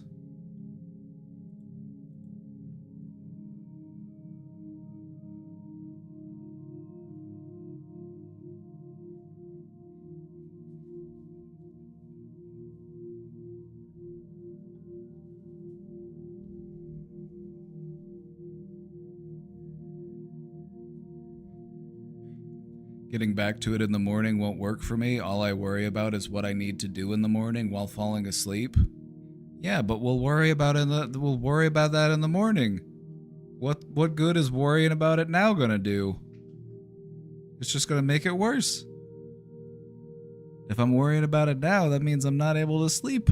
And I need my sleep. I need my beauty sleep. If I'm gonna be able to handle these problems in the morning, I'm gonna need to be well rested.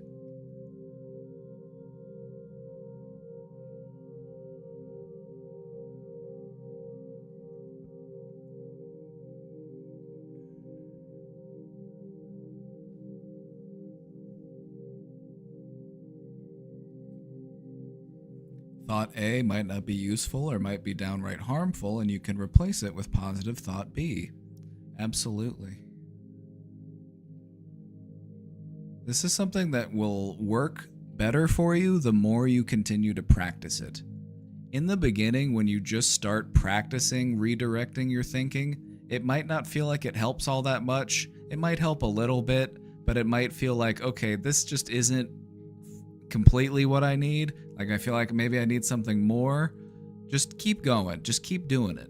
The more you do it, the more practiced you get at it, the more helpful it will be to you. It's like building a muscle. You get stronger.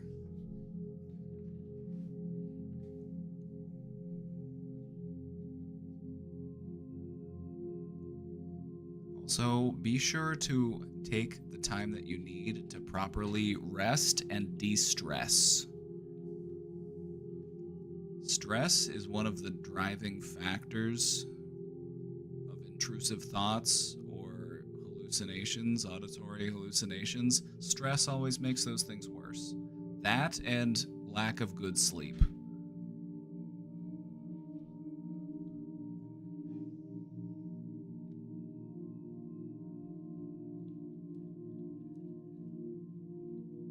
I have intrusive thoughts of trauma.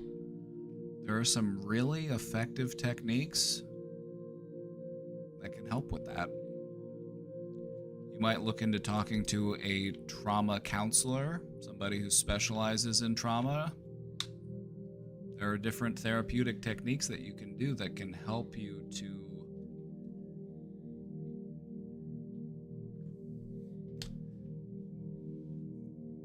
essentially relocate where the trauma is stored in your brain. Part of the reason why trauma can be so present and so, constantly on our mind, or something that we always go back to, is because it's basically stored in the wrong part of your brain. It's stored in that active memory part of your brain, and so it feels like I'm still here, I'm still in it. You might have hallucinations, you might relive it, you might have flashbacks. Trauma was basically just such a big emotional event that we weren't able to process it properly, and it got stuck in our brain. The cool thing, though, is that we know how to move it. We can move it to the long-term memory storage part of our brain so that we can start to process it in a healthier way.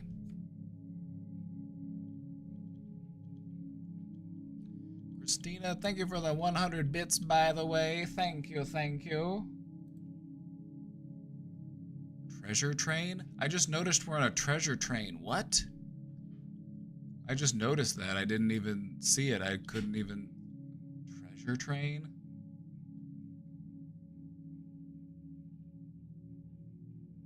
Well, we just had a treasure train, and I've never seen that before or heard of that before, but it did just end because I didn't even notice. Also, none of you told me, so now I'm... None of you told me, so now I'm...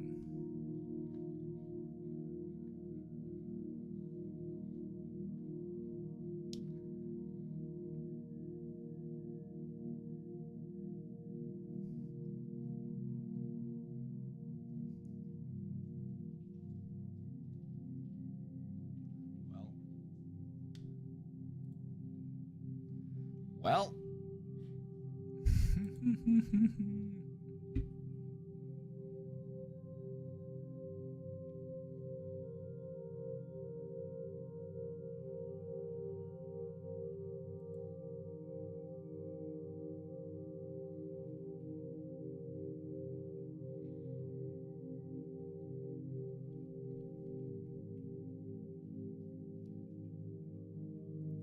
Chad, we're 2 subs away from our goal. Do you think we can make that happen before we wrap up today?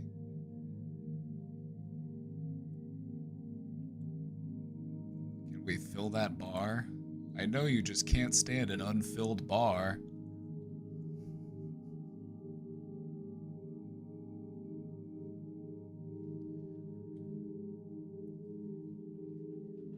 Either way, we are going to be wrapping up here pretty soon.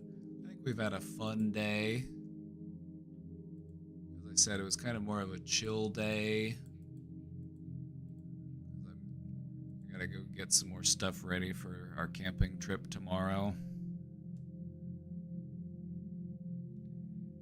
Chad's sleepy today. It's true, we were too relaxing. It was these dang relaxing tones I've got in the background. It put everybody to sleep.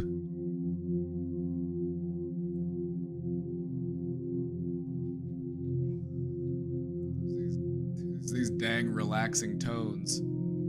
Everybody's over here sleeping.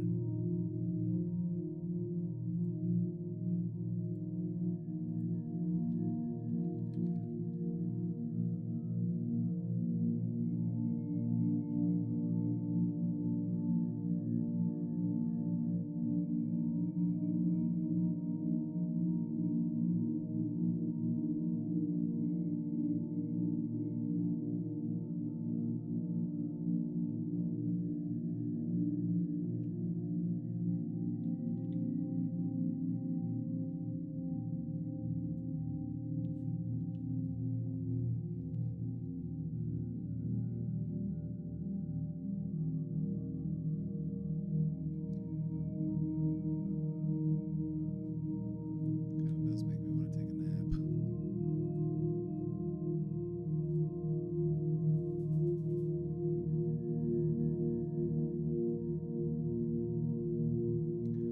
Alrighty, everybody. I think we're gonna wrap it up for today. I'm gonna go finish getting stuff ready and loaded up for the trip. I want to not try to have everything packed up tonight and just do the fine details tomorrow. But either way, I hope you all have a great night. Thank you all for being here. Last chance. Last chance. 2 away from the goal. 2 away from the goal. I know somebody's sitting on a Prime sub. I know we could hit that goal. We're only 2 away. Here, I tell you what. I'll close my eyes. Close my eyes. I won't peek. I won't look. That way, just in case you're shy about subscribing, don't worry, I won't look. I'll close my eyes. We're just 2 away. I won't peek, I promise. I won't look. I'm not looking.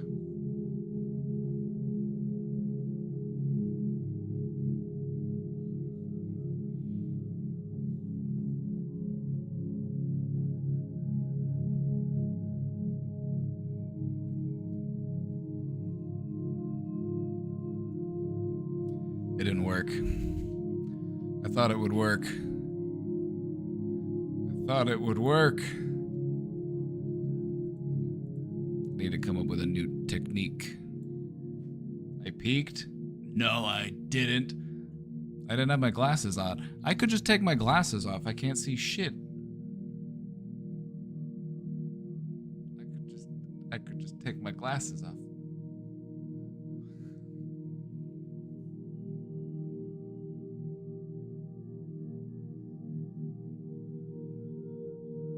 Squint, I can kind of make out your name.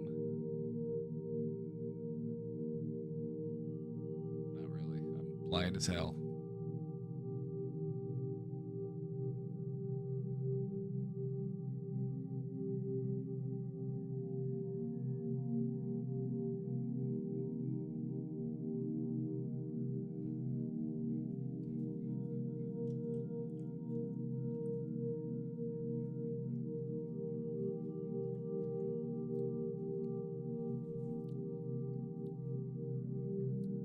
You know, I can't see things far away, but I can see things very close up. So when I have my glasses off, it's kind of like I have magnifying vision. I can look at things very closely.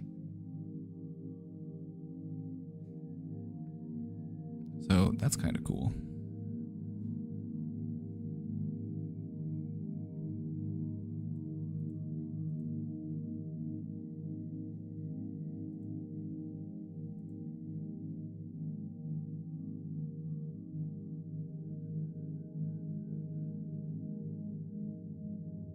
Casey's trying out the new McDonald's snack wraps. I hope she got me one.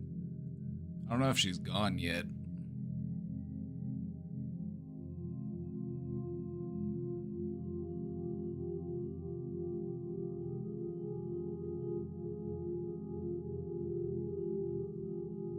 She hasn't gone? Okay, good. I'm not too late. If she went to McDonald's and got chicken wraps and didn't get me a chicken wrap, I'd be mad. I'd be mad. I'm at work but wanted to say hi. Hey!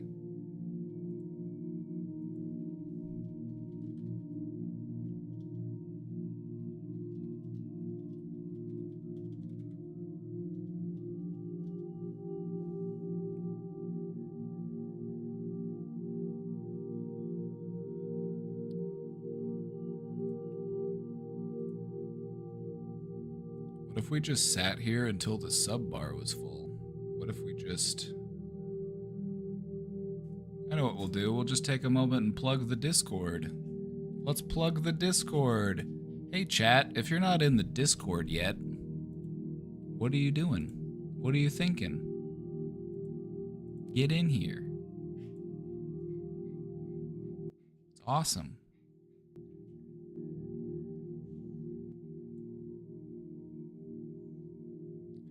They had chicken wraps here at work. I cleaned the corporate office that supplies the cheese to McDonald's.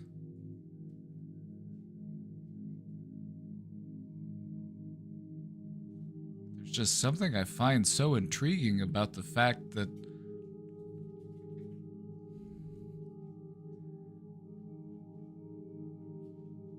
there's a corporate office of cheese.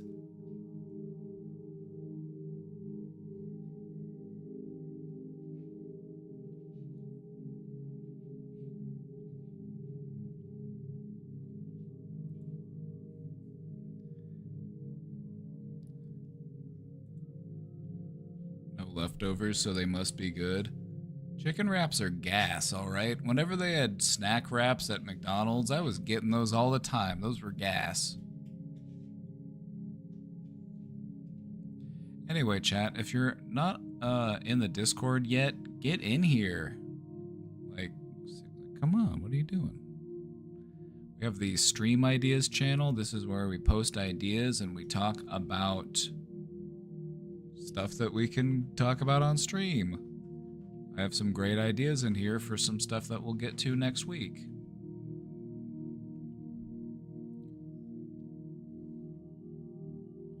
We also have some great community rooms. Accountability Buddies, that's one of my favorites. Also, look, we recently added this thing. You know, that we got a little Discord tag now. You want a little purple heart that says TBD? We got that too.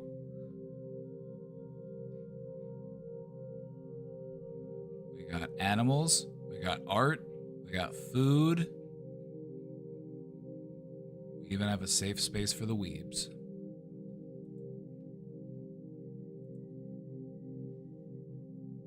Let's look at these dogs. Oh, look at that dog.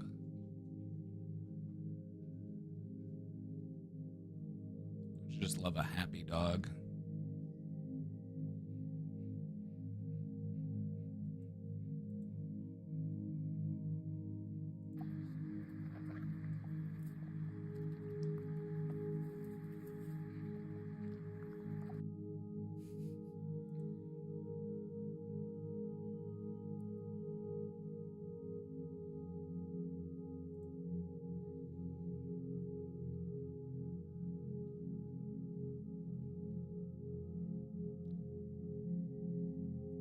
Know a lot about ADHD, Adderall, Strattera?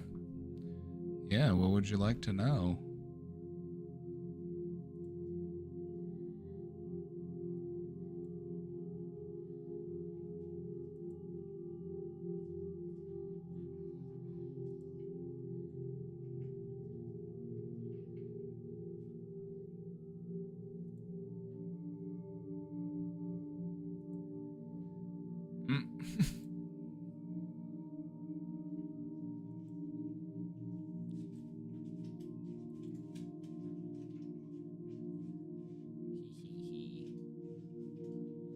Hee hee.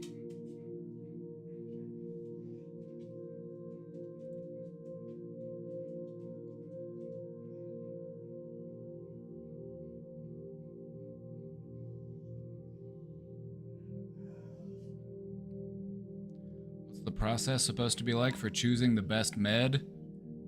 Trial and error. I wish there was a better process. And they're working on better processes, like testing your genetic profile to see, like, and find genetic markers that will help you to find a better match for your medication.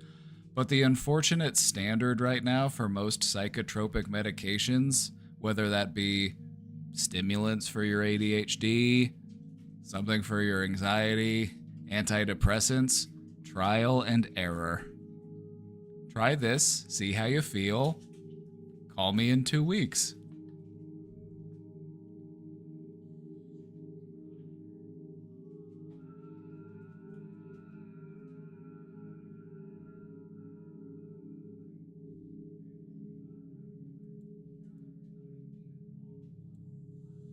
Isn't Penny just such a cute dog? The neighbor's son the neighbor's son was like, "What's wrong with Penny's ear?" And I was like, "What are you talking about?" He was like, "Why is one of her ears up and the other one's down?" I was like, "That's just her signature look."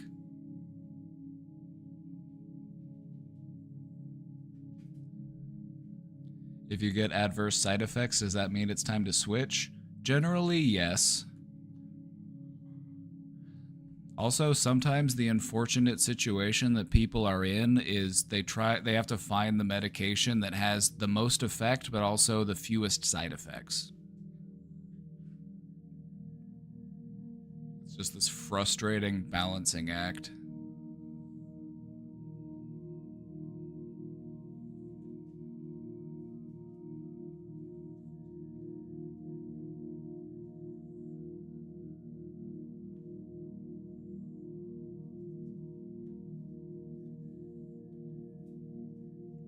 I'm also a big fan of meditation for ADHD.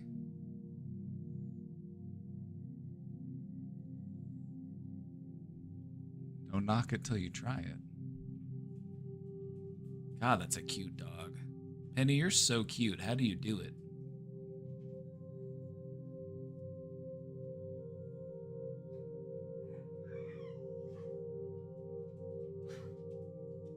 That's a cute dog.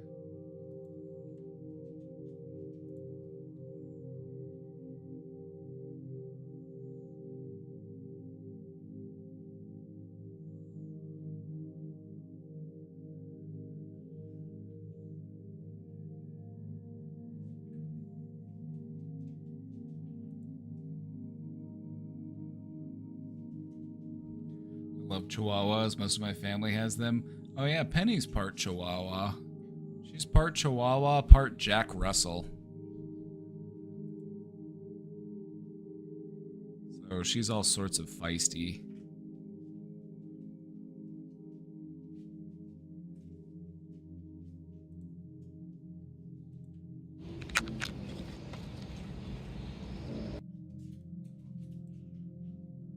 I've got the dogs in here and they're getting restless. Dogs are in here, they're getting restless, they want to get out of here.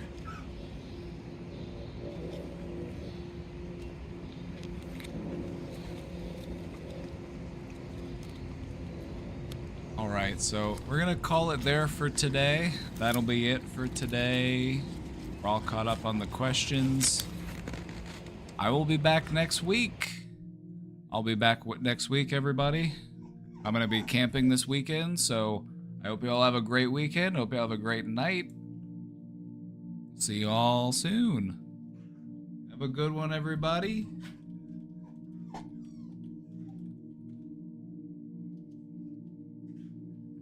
And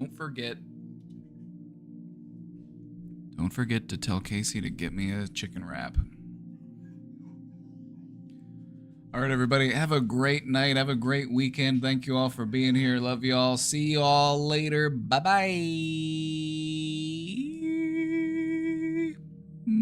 Bye.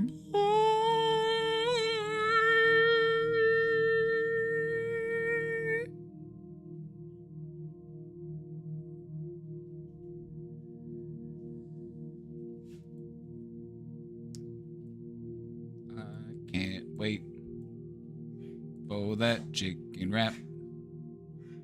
I can't wait.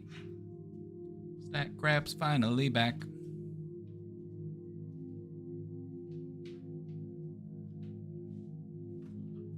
It's been 84 years.